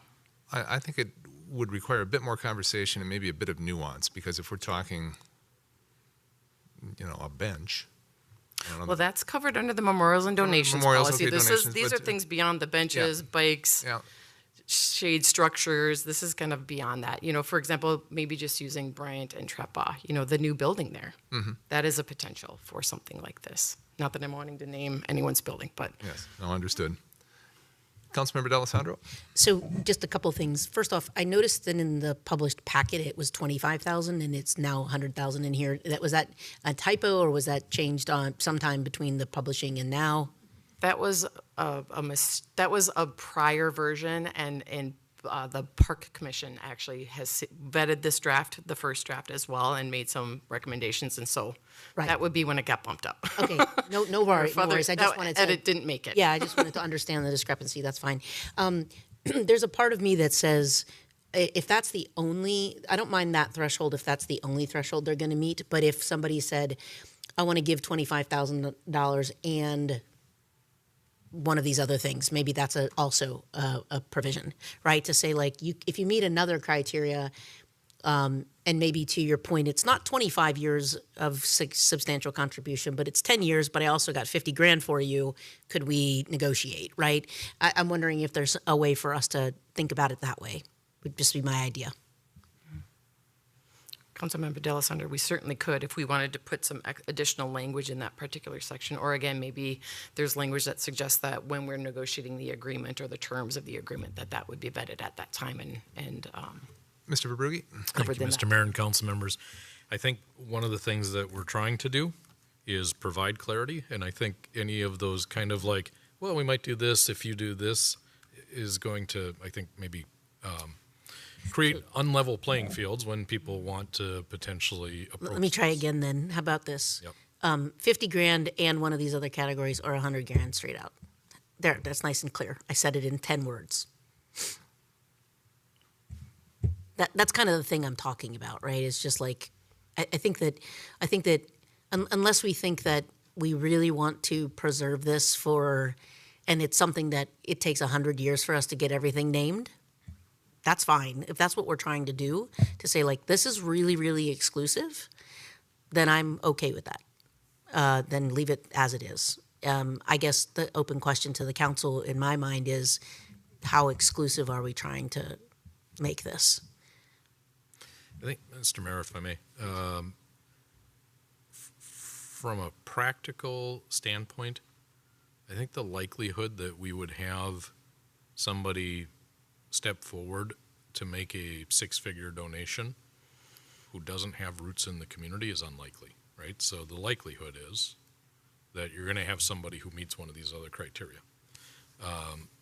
Unless, instead of naming after an individual or family, and that's a different area, is like a corporate sponsorship or something, right? The fact that somebody might, just say, boy, my kid really enjoyed skating at Big, not suggesting Big, but my kid enjoyed skating at Big for 2 years, so I would like to rename the building, and here's $100,000. I don't see that happening, right? And so, I think the easy thing to do when we're going through something like this is come up with any number of potential permutations or potentialities, and I don't know that we want to walk through all these possible different scenarios. I think it's just easier to set something, and at some point in time, if somebody comes back and says to the council, 100,000 is a lot, I'd really like to do 50, and then if the council wants to review it, then the council can review it. I'm fine just with to it. have a starting point. So, Councilmember Carter? So I guess in my mind, I don't actually know if I even feel strongly that we should have the substantial donation option. So I was just thinking, like, I know you can have all kinds of scenarios play out, but if we had somebody, wanted to name a park after Chief Seal, and we were like, oh yeah, he was the best. And then somebody says, yeah, but I want to name it after, my dad who was a veteran and did all this work in Bloomington, and we have $100,000, and we're going to pay you $100,000. I mean, like, then it's kind of a pay to play game, and I don't know, like, it feels like it maybe complicates it a little bit. Versus doing it kind of on the merit of like some more fleshed out criteria, I guess. So I'll just add that. Councilmember Lohman? So I guess what I would add to this and the entire piece, the question I ask myself as a policymaker, kind of from this point, kind of going forward, and if we kind of look back to, who are the types of people that we've recognized or have been recognized in the community, and what are the barriers? And so have we taken this, through the equity and inclusion lens? Is it mostly men? Is it mostly women? What are those barriers? So that's sort of what I'm kind of looking at this, and I think that's the struggle I have with this kind of piece. And then the secondary piece, and I'm going to shut up and you won't hear me for the rest of this thing here because I think it applies to the whole thing or how I look at the whole piece, I promise, is in terms of the communication. And I think Councilmember Carter talked at length about that as well. And I think just being very clear about what that communication is. How much does the city need to expend to find out what's going on? So is there a contract? If the people die, they pass away, when does, and that's the fear that I have in not being rigid with this. But then by being rigid and exclusive, now what am I doing in terms of, we've got this whole mission of around welcoming and inclusion and that kind of thing. And if I don't have any money, I'm not going to be able to participate in any of this. Okay, thank you, Councilmember Lohman. Thank you, Mayor. So I kind of see it maybe differently. I think the money is the important part. I guess my question is, how do we maximize the revenue to our park and rec programs through a policy that reaches out to the community to help them invest in it? And how do we encourage that? And I would frankly look at the entire policy sort of different, not from our own internal lens, but from the community lens. There are people, if they're calling and asking to do this, let's find a way to do that, and let's find a way to, frankly, maximize what we get, because they want to do something good for the city. Let's help them do something good. Let's help them invest money in that, and I think Bryant Park is a great example. We got a really nice project there, and if we had opportunities for, you know, some family that lives in the neighborhood to be able to financially support that, I think that would be fantastic, or a business or something of that nature. Part of the concern I have, though, about the donation amount is everything's going to be different. I mean, the neighborhood park by my house gets, you know, one team playing softball every once in a while, and there's a basketball court. You know, Bryant Park has all sorts of stuff. And so how do you value those things fairly and differently, because they're very different? And I mean, I guess that would be my recommendation, is just kind of go through and, you know, try to figure out how much would make sense for these different areas. And then I do think, you know, there's probably ways to take and recognize long-term, you know, members of the community that have done really good things. But my opinion, that's kind of a separate policy than trying to help support the significant investment that we are making in our Park and Rec program. So that's my thought process. Thank you, Councilmember Nelson. And I will say, they're all good thought processes. I mean, they all seem to make sense in different ways, right?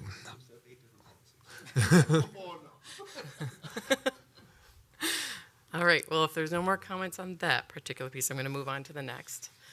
So the next thing is just as a whole, just a quick check-in as you read through the policy on any of these sections. Was there anything council had questions or comments on?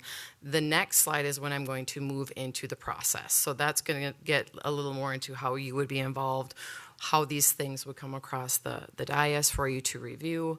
But I just want to do a quick temperature check on any of those other sections as you read through the policy. Were there any questions, comments, concerns that we should be aware of, things you want us to be considering? Anything, Council?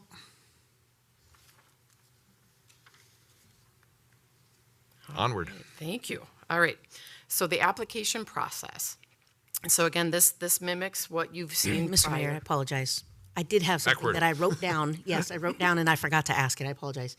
I know that we have a current contract for like the bigs, like the interior of the big, and it's naming like the advertisement and all that. Is that getting replaced by any of this at all, or is that contract still valid? It was a third party thing, I think, at some point, right? So Councilmember D'Alessandro, that's another contract that is held. That is a contract that's held through the Hockey Association, and that is still in play. So does that preclude that area from this policy then by nature? Well, that contract, yeah. Okay, that's all. Thanks. Sorry, I knew I wrote that I believe the outfield fence on the baseball fields are the same way. I believe so as well. So we are not in any way trying to undermine any sort of sponsorship that any of the youth associations do.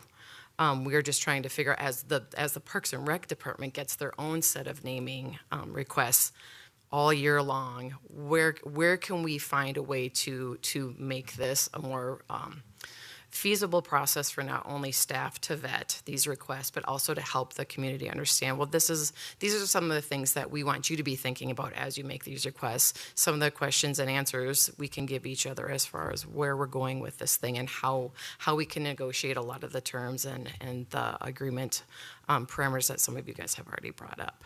So it's really just, we're trying to create a framework because up to this point, a lot of the memorials and donations and naming haven't had formal agreements.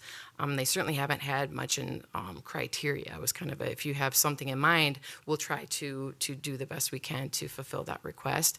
We're trying to rein that in a little bit because it has been very challenging working with some of the park renovation projects, especially as we're trying to renovate these parks to do all these amazing things when we don't have agreements in place that show us where the beginning and the end are for some of these things that we've made promises to the community on. So this is our attempt to try to reel that back in and give us a framework that we can use going forward to work on some of these big projects that we have and try to include the community, as Councilmember Nelson and Carter have all said, whether it's through monetary or not, just giving us some guidelines on that. Good. So as far ready for me to move on to the application process? Okay. Yes, please. So as far as the application process goes, obviously there's going to be some sort of a submittal. So we will create some sort of an application, probably very simple, that helps individuals understand how they can submit any sort of request and how we can start to gather information on what they're looking to do. That submittal will come to city staff, as they already do. So they usually come to the Parks and Recreation Department when they're park affiliated. If they do come to city administration, they are often forwarded on to us. And so Parks and Recreation staff would be the first set of eyes that would be looking through those requests. We would be using this policy to kind of take a first glance at those requests to make sure that the submittal has fulfilled whatever the criteria is that we ultimately end up deciding we will be using to figure out if that should be moved on to the next level. So we have used the language in the policy that if the request is reasonably compelling, it would move on to, likely the city staff would make a recommendation to the Parks, Arts, and Recreation Commission. And we would show them that application request. We would have some sort of staff report that shows them that we had already vetted this against the policy and whatever criteria we have in place. At that time, depending on what the request is, there might be a need for community engagement. As some of you have already acknowledged, there might be a need for a community comment period, depending on how involved this process would be. And so there might be some steps that park or staff would recommend as a part of that second tier of eyes on the request. At that time, Park will review and they will make a recommendation either to move that request on to City Council to further review both the staff recommendation and Park recommendation, or they could choose to deny that request if they felt that it wasn't substantiated or it didn't fit the criteria that they felt it should. So one of the pauses I want to take here is, does City Council feel comfortable that if the Parks, Arts, and Recreation Commission decided to stop a review process because they did not feel that it met criteria to move on to City Council, is that something that you are comfortable with, or would you want some sort of potential presentation done anyway on what their findings were and why they chose to go that way, some sort of staff report? What would the City Council want to see in that instance should it arise? Councilmember Nelson? As little as possible. So, I mean, I think if you don't get past that, then that is what it is. We appointed these people to do something, and they did it. The only thing that I can think of is there are provisions for developments and stuff that you can't you appeal the planning commission ruling? I was going to suggest that we delegate, but leave an out that allows for an appeal to the council if need be. Okay. With, I think the understanding from most people is you better have something more compelling the next time you present it, I guess. Yeah. So. Yep, I would agree with Thank you, Councilmember Nelson. Makes sense to everybody? Delegation. Delegation, perfect. All right, so moving on to City Council's role. So once City Council receives that recommendation from the Park Commission, obviously there's 3 different ways you could go as well. Accepting the recommendation as is and move that naming request forward. Depending on your feedback and insights into that particular request, you could choose to modify the Parks, Arts, and Recreation recommendation to fit whatever additional parameters or criteria you may want to add, or City Council could ultimately end up denying the request at that time as well. We, in the policy, have that the City Council decision is final should it make it to your desk at that time. So again, just pausing to see if that is reflective of what you feel the process should be and how your involvement should take place. Any issues with that, Council? All right. Well, as far as next step goes, so we'll obviously review this recording and make any sort of edits and adjustments. What we were thinking we would do is Kevin Toski and I have been the individuals working on this naming policy. So I'll share this information with Kevin and some of the recommendations. We will likely make some of those edits and put some of those suggestions into that policy. And then we figured that the next step would be sometime in likely June. We would probably have that come across on the consent agenda. So you would simply be reading through that policy, probably leave our notes and comments on there so you know exactly what sections were modified if you wanted us to do that, and then you would vote at that time to approve or have us continue researching or modifying the policy as it stands at that point. Councilmember Carter? So I have another question around the process. Yeah. So what happens if a new park is created, and so I'm thinking about like the Bloomington Central Station Park. Like I don't know how that got that name, and so like if we have a new park or some, like what does that process look like? And it wasn't clear to me in this outline. So thank you for the question, Councilmember Carter. That's okay. Give me Councilmember. One of the things that is listed in the policy is there are other ways of naming that have nothing to do with individuals or groups. Location, geographic location. You'll notice a lot of the parks we have are named after the street they're on or the pond they're by or whatever it may be. So there, in the beginning of the policy, on one of the first couple of pages, it does say that there are these other ways we can name a potential park depending on what it's in proximity to or other factors. If the land is donated. Would we want to open it up though for public to public naming? To say, okay, if somebody has an idea or, so I guess I would, maybe that's a council question. I don't know. Yeah, I mean, yeah. So, so I guess maybe just making it a little bit more clear. So, like, if there were a new park created, what would that be? What would that be? What process would that? If people wanted to submit a request, or would staff open it up to public engagement and say, "Hey, we're looking for ideas," versus it being like, "Oh, it's just by Bloomington Central Station, so we're going to the 98th Street Park." Right. Yeah, we could get it definitely more creative than that. Okay. We certainly could add that. Thank you. Absolutely. Thank you for the. Councilmember D'Alessandro. I like, I'm going to riff off of Councilmember Carter's idea here. That's where I think like some of these, if we do have a new park or if we have, this is where I think some partnership with the creative placemaking team might be actually really interesting, right? Because between that and the work of co-ed to do engagement around there, you might find that there's a unique community-oriented name that could come from that wouldn't be anything that we might have thought up or whatever. So there's some opportunities for some collaboration across commissions and things like that, I think. Yeah. Thank you. It's a really good recommendation. Any other thoughts? All right. Well, with that, I just have, are there any other additional questions? Anything additional, Council? All right. Well, thank you for your time and your insight. So we will edit that. We will put it together and then get it back on your consent agenda.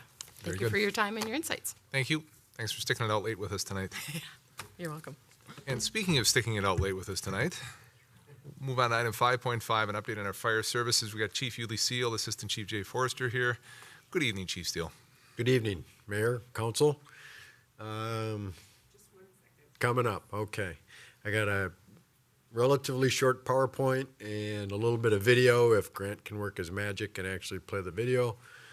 I'd like to start off by saying a couple of things. One is that I'd like to recognize all of our firefighters for not only the job they do every day, but also for how well they have worked through this pretty significant organizational and cultural transition that the fire department is going through and that we're still going through. I'd also like to thank the council for support, not only starting this, but recognizing that we have an issue and trying to address the issue.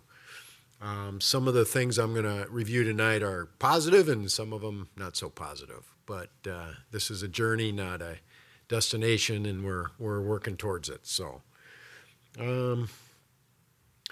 staffing. As you noticed on the starting slide, I'm going to talk about staffing response stations and ISO, which stands for Insurance Services Organization. I'll talk more about that when I get to it. But staffing, right now we've got 4 stations that are staffed with a combination of career and part-time firefighters. We're staffing 4 stations 24/7 pretty much most of the time. 3 stations all of the time, 4 stations most of the time, if that makes sense. That really has reduced the response of apparatus with too few firefighters and the failure of apparatus to respond. Now there's a little trick to that, and I'll explain that a little bit when I show you some numbers.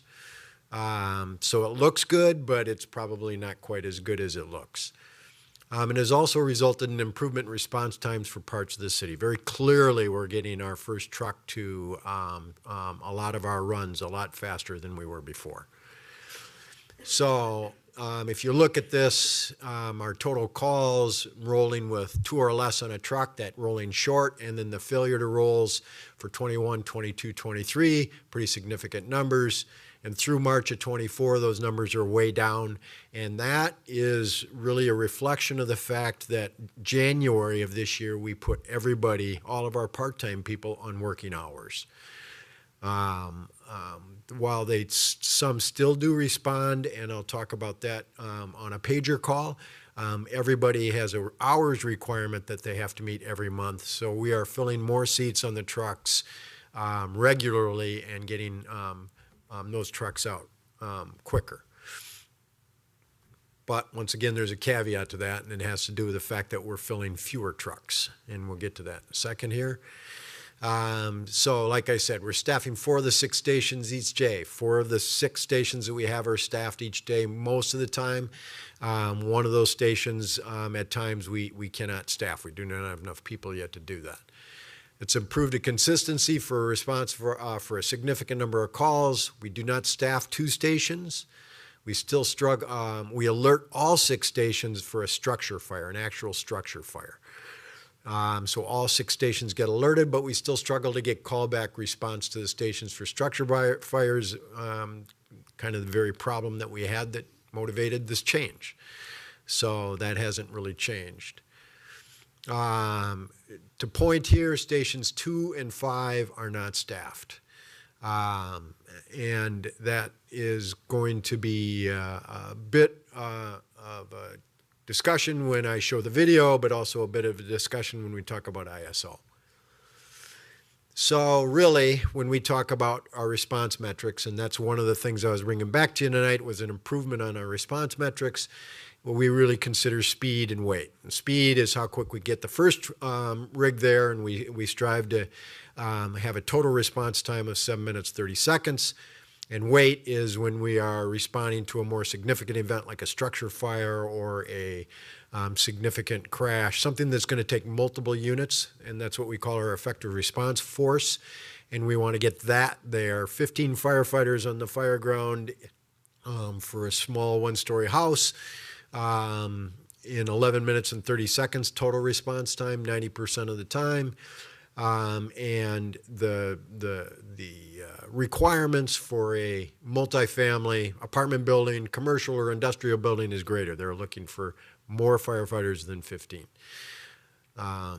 So the first bullet point on the first unit responding, we're doing better on. The second bullet point, we're not. The weight.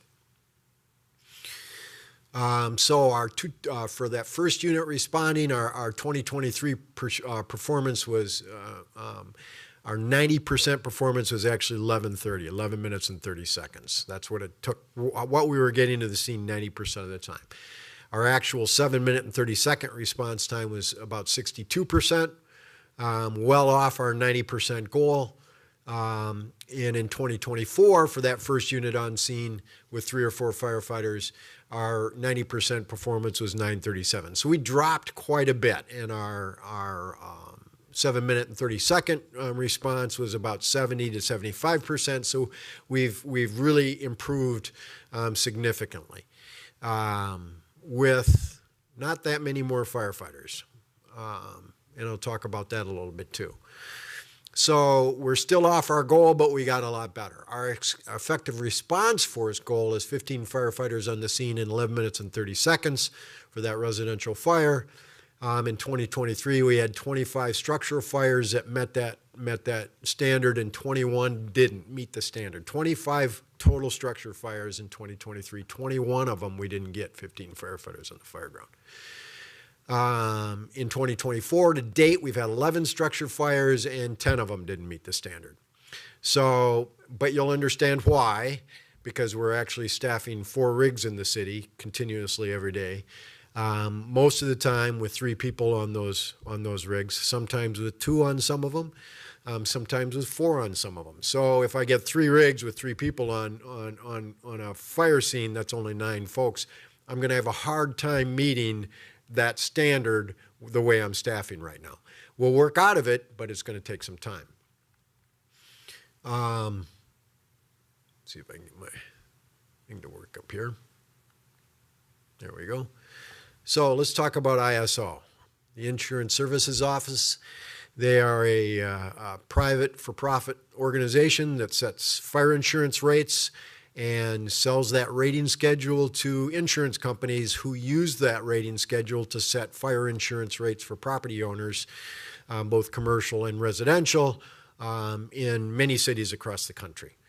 Our last ISO rating was completed in 2017, and we attained an ISO rating of Class 2-2X, and that has a little bit to do with how they set their rating schedule up. 1 is being very close to nirvana, and 10 means you don't have a fire department. And everywhere in between, they adjust their rates based upon that rating. So in 1986, we were a Class 4, and we obtained a Class 3 subsequent to that, and then in 2017 a Class 2, which is a very good rating.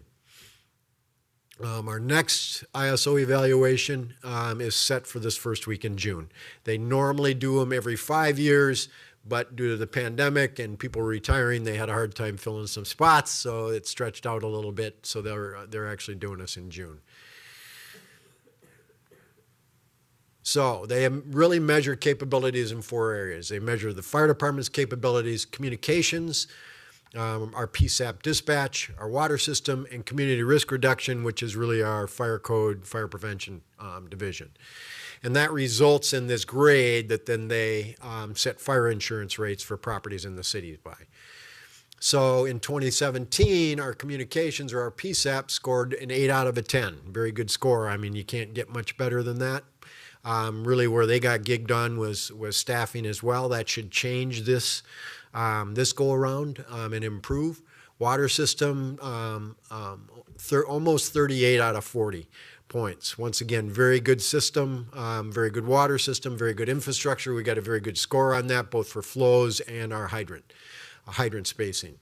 The fire department score, just shy of 35 out of 50. That's the biggest difference you'll see in all of these pieces it's rated. Community risk reduction, that's our fire prevention, 4.67 or to 5.5. Once again, a very good rating. So then they take a number and through a formula give us a divergence, and that's actually a negative number. They take points away from you, and that divergence is a reflection of the difference between how your fire department is and how all the rest of those things are. So those 4 things that get rated, if you've got a really great water system, which we do, and a really good dispatch system, which we do, and we had a really good community risk reduction system, which we do, but the fire department still doesn't measure up, they'd gig you for that difference between those. So in other words, you can't have 3 really good systems in your city and a fire department that just doesn't fly and come up with a really good insurance rating, because at the end of the day, the fire department still has to show up and put your fire out. Talk about that. So we got gigged almost 5 points because of that. So as we move forward, just a quick reminder, there's really 2 things. One of the things they look at is station location. And another thing they look at is road miles, and they also look at response time, but really road miles. And so they set it up for the engines at 1.5 miles, and that is 1.5 miles road mile around each of the 6 stations. Now, I want you to keep in mind that 2 of those stations aren't staffed right now. All right? Leaves a pretty big corner of our city that has more extended response times because of that. That's going to affect us the first week in June. They do the same thing for ladders, but it's 2.5 road miles, and this is the map for 2.5 road miles for ladders in the city, and that has some overlap in it. So while the colors don't look equal, there's some overlapping in the colors so that you can't really see on this particular diagram. But you can see when we had 6 ladder companies, we had the city pretty well covered. So they really balanced the need for stations with available engines. We had 8 engines that were a requirement out of 6 stations.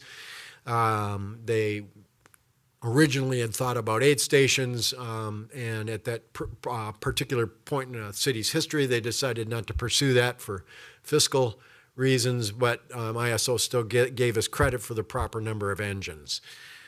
So we were penalized slightly for not having enough stations, but really gigged more for too few personnel. So our current staffing issues are going to likely affect our outcome of the scheduled ISO review. Our path forward is going to solve these issues, but it's going to take some time. And this could be accelerated considerably if we're fortunate enough to get another SAFER grant. And our goal continues to be to staff 6 stations 24 hours a day and to meet our response standards 90% of the time. So we're getting better on some of our response standards, and we haven't on another one. So I want to talk a little bit about crew size. You've heard me talking about rolling short with 2 or 1, and most of the time we staff with 3. And I just want to reiterate, and I've said this before, that staffing a crew with 4 is important. 3 should be the minimum, although even this weekend we were rolling trucks with 2 people and filling with chiefs just because of people issues. So responding with 3 or 2-person crews significantly impacts the ability to positively affect the outcome. And that's true on a fire incident or a critical care EMS incident. More hands makes for a better job in our case, in fire's case.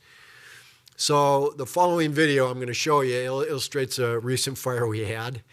I have done a fair amount of editing, so you've got about a 5-minute video that is compressing about 25 minutes of video down into 5 minutes, and that 25 minutes of video doesn't even show the whole incident. So, but it gives a good illustration of what I'm talking about. I want you to remember that this is a 1-story house, it's a relatively small residential house in the city, and the challenge that we face for 3-story apartment buildings or commercials or high-rise buildings or industrial buildings is much greater. And just a reminder that we respond to somewhere between 25 and 40 or more structure fires each year in all of these structures. So, oh, look at this. You got it on for me. Okay. You can hit play, Grant. So this is a pull-up on Xerxes. Yeah, that's me standing there waiting. I might have skipped over a slide, or it might come after this, but this is on about 108th and Xerxes, and the first engine that gets in here is actually coming from Station 4 on our 81st and Irwin Road. That's the first engine that's coming in. So we're about 7.5 minutes from the time of the 911 call here. They are running with a 3-person crew, so they got a driver and 2 firefighters. The driver is responsible for not only charging the hose lines, but also securing a water supply. And I'll just talk through what you see happening here. Watch and see how quickly this fire starts to spread. When we first pulled up and the first view out of the windshield, the house next door wasn't impacted, and you're going to see the house next door actually, the siding start to melt and start on fire by the time they get the crew with the hose line laid. That's a 2.5-inch hose line. That's a pretty big hose line to handle with 1 or 2 firefighters. And you'll see there's a lot that's being done here. I actually hit the firefighter that was in charge of this rig up and told him, hey, give me a sweep on that exposure. Put the fire out on the house next door.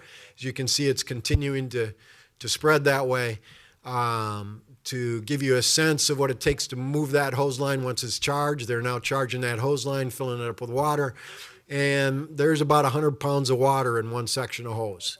And they'll actually pull 2+ sections forward as they advance that hose line. So he's going to give it a quick bump, but the guy that I talked to, he's kicking kinks out, and one of the reasons he's kicking kinks out is because one kink in that hose line can drop the amount of water you get out of your hose line by 40%. 2 kinks drops it even more. So they're going to go give that house a quick wet down, and you don't hear it on the video, but the guy in the white hat with that was just barking at him, telling him to watch out because there's power lines hanging down right down there in front of where those firefighters stopped. The second engine that pulled up, I'll come back to. There was a chief that walked up, and he is actually going to the rear of the house now, and to get eyes on the rear. And part of the reason I wanted to show you this is because our problem usually isn't everything that's just presented to us when we get there. So his helmet cans video is going to show you the rear of this house. And he's going to turn and face the house, and you'll get a sense of the scope of our problem here, and that a one or two or three crew fire doesn't exist in this particular situation. We've got to have a line in the front. We've got to have a line in the back. We've got to have another line for the front to get inside the house. At this time, for this particular residence, there weren't anybody home. Wasn't people home, but there were pets at home. And so you can see the house next door has been kind of wetted down, and most of that fire has been knocked down. I sent one individual into that house to check for extension quickly, and that probably should have been a crew, not one individual. We sent 2 crews inside. This is back to the front now. What was going on in the back is happening concurrently with this, so it looks a little confusing. You'll see how quickly they get water on this, large amounts of water, and they're working to get that supply line laid because they only got about 3 minutes of water inside that tank with that size of hose line. So they've got to establish a water supply very quickly, otherwise they're going to struggle. So once again, you see where I'm talking about many hands. It takes a lot of people to pull one of these off. And, we maximized what we could do here with people. They're securing that water supply. That second engine that pulled across that laid that big hose line to get the water supply is going to end up stretching another hose line to the rear of the house to tackle the fire in the rear. The ladder company just pulled up from Station 3. That's the one over by the mall. And the second engine in came from Station 1, and they came in pretty much right behind the first engine, but stopped at the hydrant line. Another little piece I want to show you here as this video progresses. I want you to pay attention to the 2 firefighters that are close to the garage. The one is trying to break apart a bundle because they want to extend that hose line with a smaller diameter hose line to make it more manageable. And the other one is continuing to knock on fire. And just as you see that guy in the light-colored gear walk up, he's from Richfield, and a Richfield engine crew had just walked up. And pay attention, just watch the garage. There's a close call here for us, literally a close call here. Typically we try to have a firefighter on the nozzle and another firefighter in charge of that line right behind him to pay attention to the risks and the issues that are going on here. See the roof do a little wave, and the garage comes down, and it just missed him. In fact, one of the chiefs had hollered at him, and he backed up just about the right time. The roof coming down took the hose out of his hand. And part of that is he's close right to the end of the line. There's not a guy behind him, basically covering his six, so to speak, paying attention to what's going on. Kind of as a conclusion piece here, I wanted to let you know that we had a long response time to this fire. Some people did complain about that. I'm not sure if that other slide is, there it is, my house fire times. So, and that gives you the staffing we had. We added one engine from Richfield into that mix with 3 firefighters and a chief from Richfield. So we had 4 trucks at that fire where, 10 years ago, we'd had 5 trucks just from Bloomington. We did have a response to Station 2, which was just 2 blocks away. The initial response was 1 firefighter, couldn't roll a truck by himself. We ended up getting 3 more eventually, but we had already had the fire pretty much under control by the other units that responded by the time they got to the station. So staffing the stations is the right answer. Staffing them all is the right answer. And having enough people on our trucks is the right answer. Once again, I appreciate the support you guys have given us. We're doing better on our initial unit response. We're not doing very well on our multi-unit or effective response force response, but we're working on it. Questions? Council questions. Councilmember Mua. Just a comment. I live 2 blocks away from that fire, and I said this a few weeks ago, and I'll say it again. I just want to make sure you guys know how thankful I am to have your dedication and the firefighters that we have supporting, making sure that we're protecting residents of Bloomington. And I think I met you, Chief Seal, in like 2018 at a class, and I was shocked when you said we are a part-time on-call fire department. And I've heard from residents around town saying, oh, we're probably investing too much into fire. And my comment to that is, tell me that's the issue when your house is on fire and it takes 7 minutes to get to your house. If we would have had a full staff station number 2, they would have been there in about 30 seconds. A lot quicker, and that fire probably would have been contained to the garage. Absolutely. And so I just want to thank you and all the firefighters in our city who protect our residents, and know that this council member fully supports our fire department and will continue to invest in the safety of our city to ensure that the future is going to be good for our city and that we don't have to worry that a fire department won't show up. And so thank you. Thank you, sir.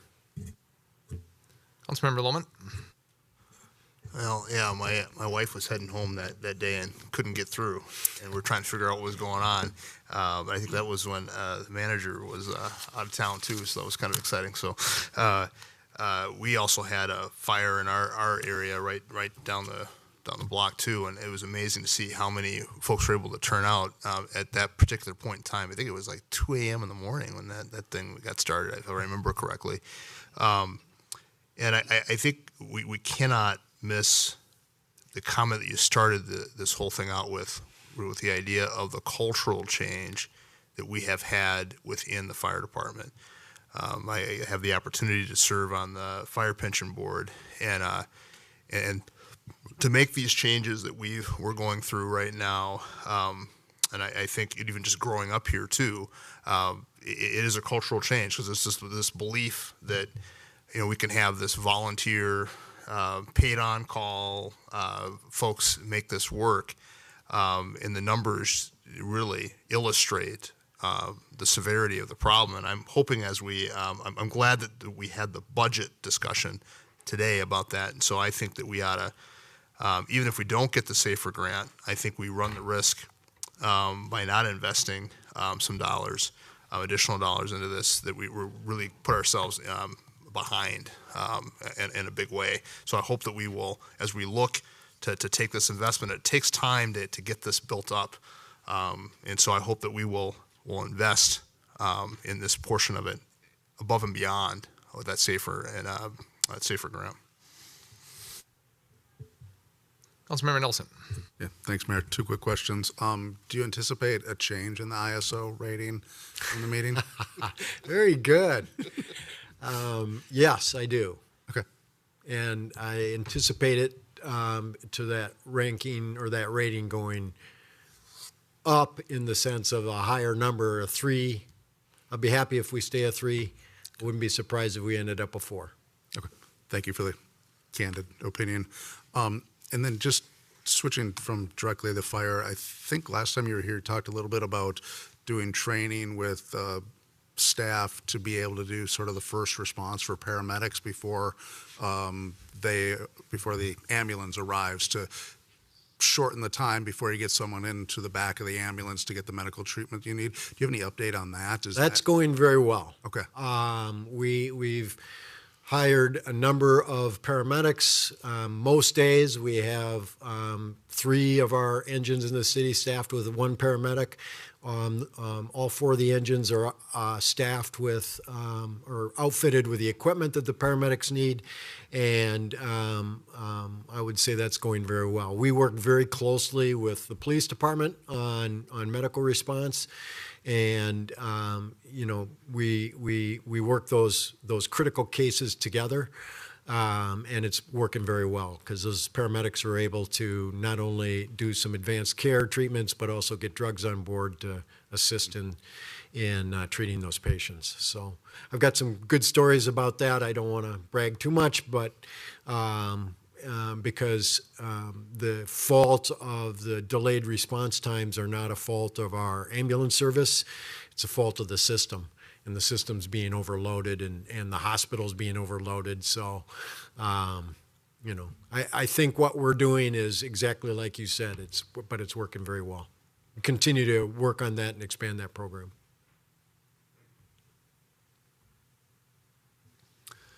Well, I can hear in your tone and in your voice, you're not happy. You're disappointed, right? And I can hear it, and I think we all can. And I can understand. I mean, you're the chief. You want to do better.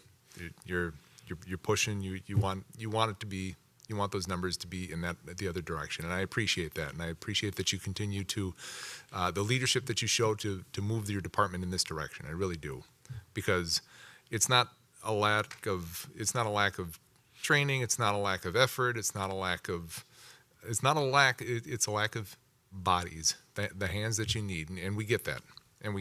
And so just want you to know that if our ISO number goes in the wrong direction, if we're not quite at the numbers you want for response times, there's an understanding, I think, by this council. There's the understanding of why, and it's not the fault of anyone. It's the fault of the circumstances around it. So we appreciate it. And if you could pass on to your entire department and the assistant chief as well, I mean, we appreciate the work that you do and the outstanding steps that have been taken and continue to be taken to make this a safer community. So thank you. I appreciate that.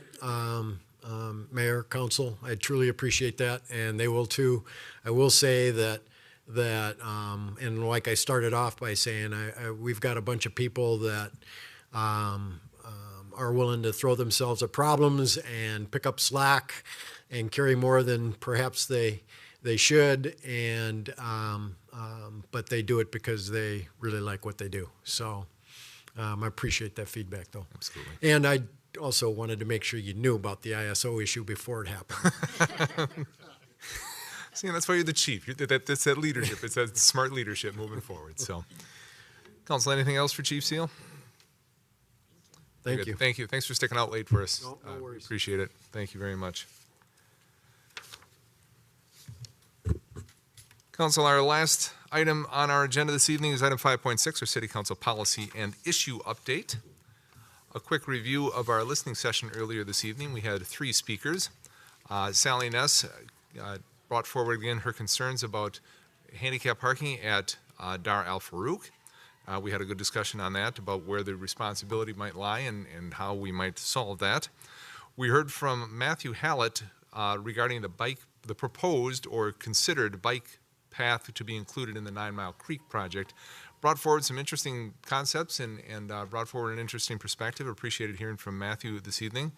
And then Andy Thule spoke to us as well, and Mr. Thule also spoke about the disability access at Dar Al Farouk and asked for some specific information regarding what the changes were made, or if there's a change order, or what the Planning Commission, what the steps taken were to get to that point. And so that was our listening session this evening, and again, 33%, 1/3, brand new folks. I hadn't heard from Mr. Hallett before, and he brought a very interesting perspective to what we had to what we were able to listen to. There was one thing that I absolutely wanted to mention today. If I can find it here. I hope you saw it, and I'm assuming you all did. Livability.com published its top 100 best places to live in the United States, and for the second year in a row, Bloomington was in the top 25. And 3 other cities from Minnesota made the list, including Rochester, Duluth, and St. Paul, but we were the highest ranking of the 4 Minnesota cities. And I just wanted to read, oh, and also, I mean, this is they do their livability rankings based in cities with populations between 75,000 and 500,000 with a median home value of less than $500,000. And here's what they wrote. With its vibrant community, great schools, and a good balance of city convenience and natural beauty, Bloomington, Minnesota has earned a well-deserved reputation as a great place to call home. The city's strong economy, low crime rate, and top-notch healthcare facilities lend to its attraction as a family-friendly destination, while its proximity to Minneapolis and robust economy appeal to young professionals seeking to build careers in industries such as retail, hospitality, and healthcare. I had no idea this was coming out. I don't know if you did, Mr. Verbrugge. Somebody mentioned it to me yesterday morning. They said, "Hey, Mayor, nice job in the rating," and I said, "I have no idea what you're talking about." But it was a pleasant surprise and a good, I think, affirmation of the work that we're trying to do to cultivate this enduring and remarkable community where people want to be. And it's good to see some outside affirmation of the work that we're doing. This isn't us saying this. This is somebody else who's pointing the finger our direction. And so it was good news, and it was very good to hear. Mr. Verbrugge, I'm sure you got some feedback about this as well. Mr. Mayor and council members, our communication staff, unsurprisingly, was all over this, right, as soon as it was posted. So by the time I shared it with them and said, "Hey, here you go," they were like, "We're already rolling it out." So no, I didn't know it was coming, particularly timed to have the heads up, but not surprised. We were number 21. You mentioned we cracked the top 25.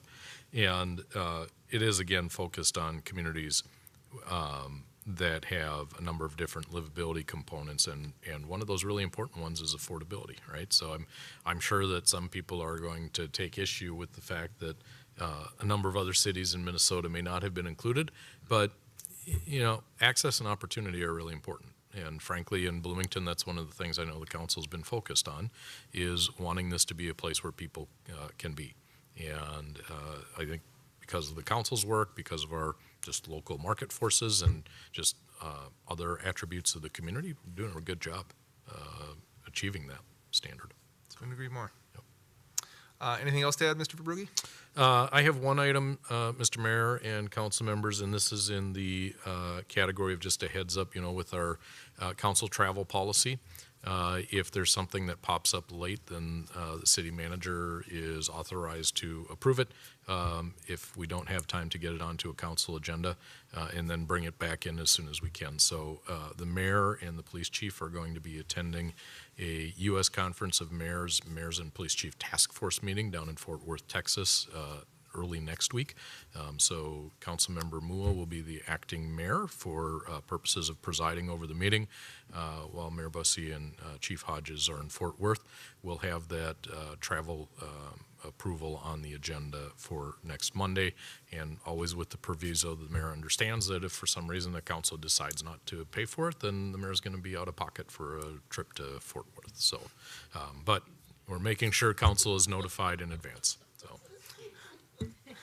Thank you for bringing up that last part in particular, Mr. Verbrugge. That's good. Council, anything to add this evening? Councilmember D'Alessandro and then Councilmember Nelson. Councilmember D'Alessandro. Two very quick things. Three things. One, had a blast at the grand opening of Smith Park. The mayor was there, did the big ribbon cutting.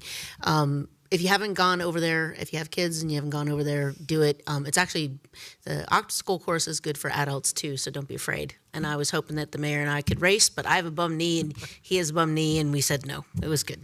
But it was really fun. Kudos to Ann and Leah and the Parks and Rec team. That was a great little opening, and the first of what we'll see happening, year after year around here as we do our Parks Master Plan. So excited about that. Secondly, related to tonight, even there's this sometimes new businesses come into the city and they actually contact their council members and say, "Hey, come say us, say hello." And I got to do that today with the folks at Nexstar Network. They moved from St. Paul to Bloomington. They have the sixth floor over at 7760. Kim Harbison, their marketing manager, reached out to me. I got to meet Julian Skadden, their CEO, Kate Sinamo, who runs their nonprofit arm. But what they do is they actually help businesses in the home services, like residential home services space, become better at their job. And I couldn't think of a better place for them to be than in Bloomington, given how many of our tradesmen live and work around here. And so it was a really nice connection to some of what we heard around trades today, some of what we know is important to the community, and some of what we're talking with the Bloomington School Board about in terms of potentially pulling together some kind of a trades career option. These folks are going to be valuable resources for us, and so I'll be doing some work offline to connect to them. So, but really nice, and I love that when that happens. I don't know if you guys participate at all, but I do. I think they're great, and I made some friends, which was really nice. And they had an open bar, and I didn't partake because I was coming here. That made me sad. Last thing, could we please get an update on where we are with our chairs? My back is killing me today. Mr. Mayor and council members, I've signed the purchase order, so they're in the procurement process. Hopefully, they'll be arriving shortly. In time for the special budget meeting. Can I have a second bite at the Thank you, Mr. Mayor. Councilmember Nelson, then we'll go back to Mr. Verbrugge. Councilmember Nelson. Yeah, thanks, Mayor. Just got two quick items. I had an opportunity to be in a meeting with the Hatch Bloomington program with some of the people that are going to be helping kind of do the judging for that program, and was very encouraged to learn that 93 people have started applications for that. So to see the energy of our small business community here in Bloomington is fantastic. That doesn't mean they've completed the application, and applications are due by midnight essentially on Friday. So, but it was great to see that pipeline of projects coming forward, that level of excitement for this. And so really looking forward to seeing what the proposals are.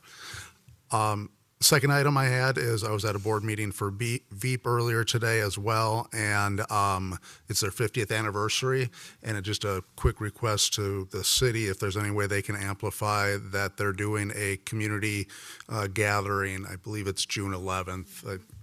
If we can make sure to share that message, it's over at their facility there. So perfect.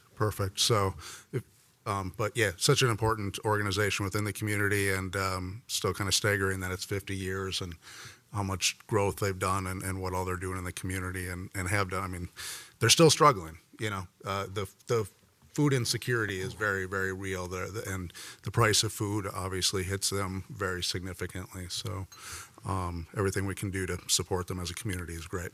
Without question. And thanks for visiting the new business, and thanks for serving on the Veep board. Well done. So thanks.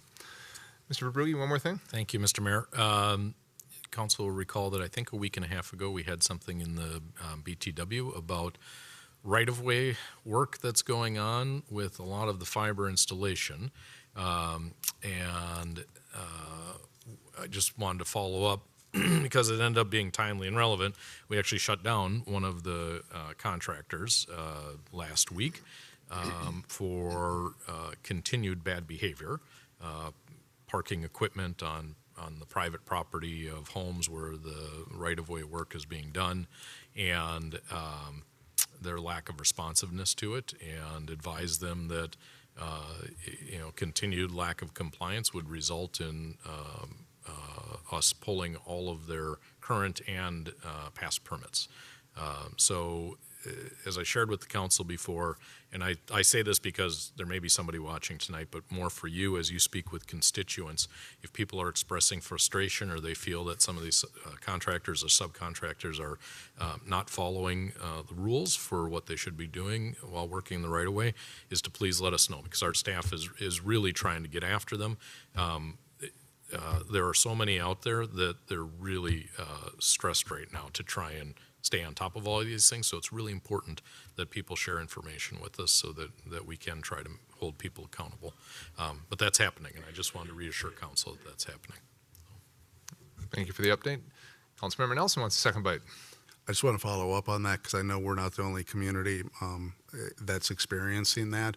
And have we had any conversations to kind of share some of that information? If we have a bad actor here, maybe Richfield wants to know about that, they can maybe be proactive there, vice versa. If they know of someone that they had to take action against, it'd be nice to get that information.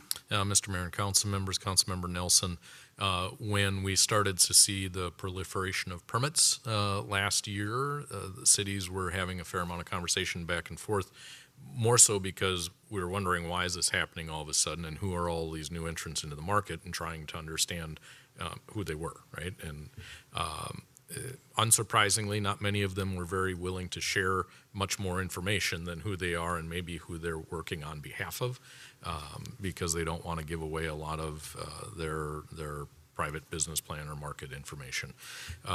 But in terms of what's happening right now, communicating between cities, I'd have to check back with our staff over in engineering that's managing those permits and see if they are talking to their colleagues, but I can follow up with you on that. Council, anything else tonight?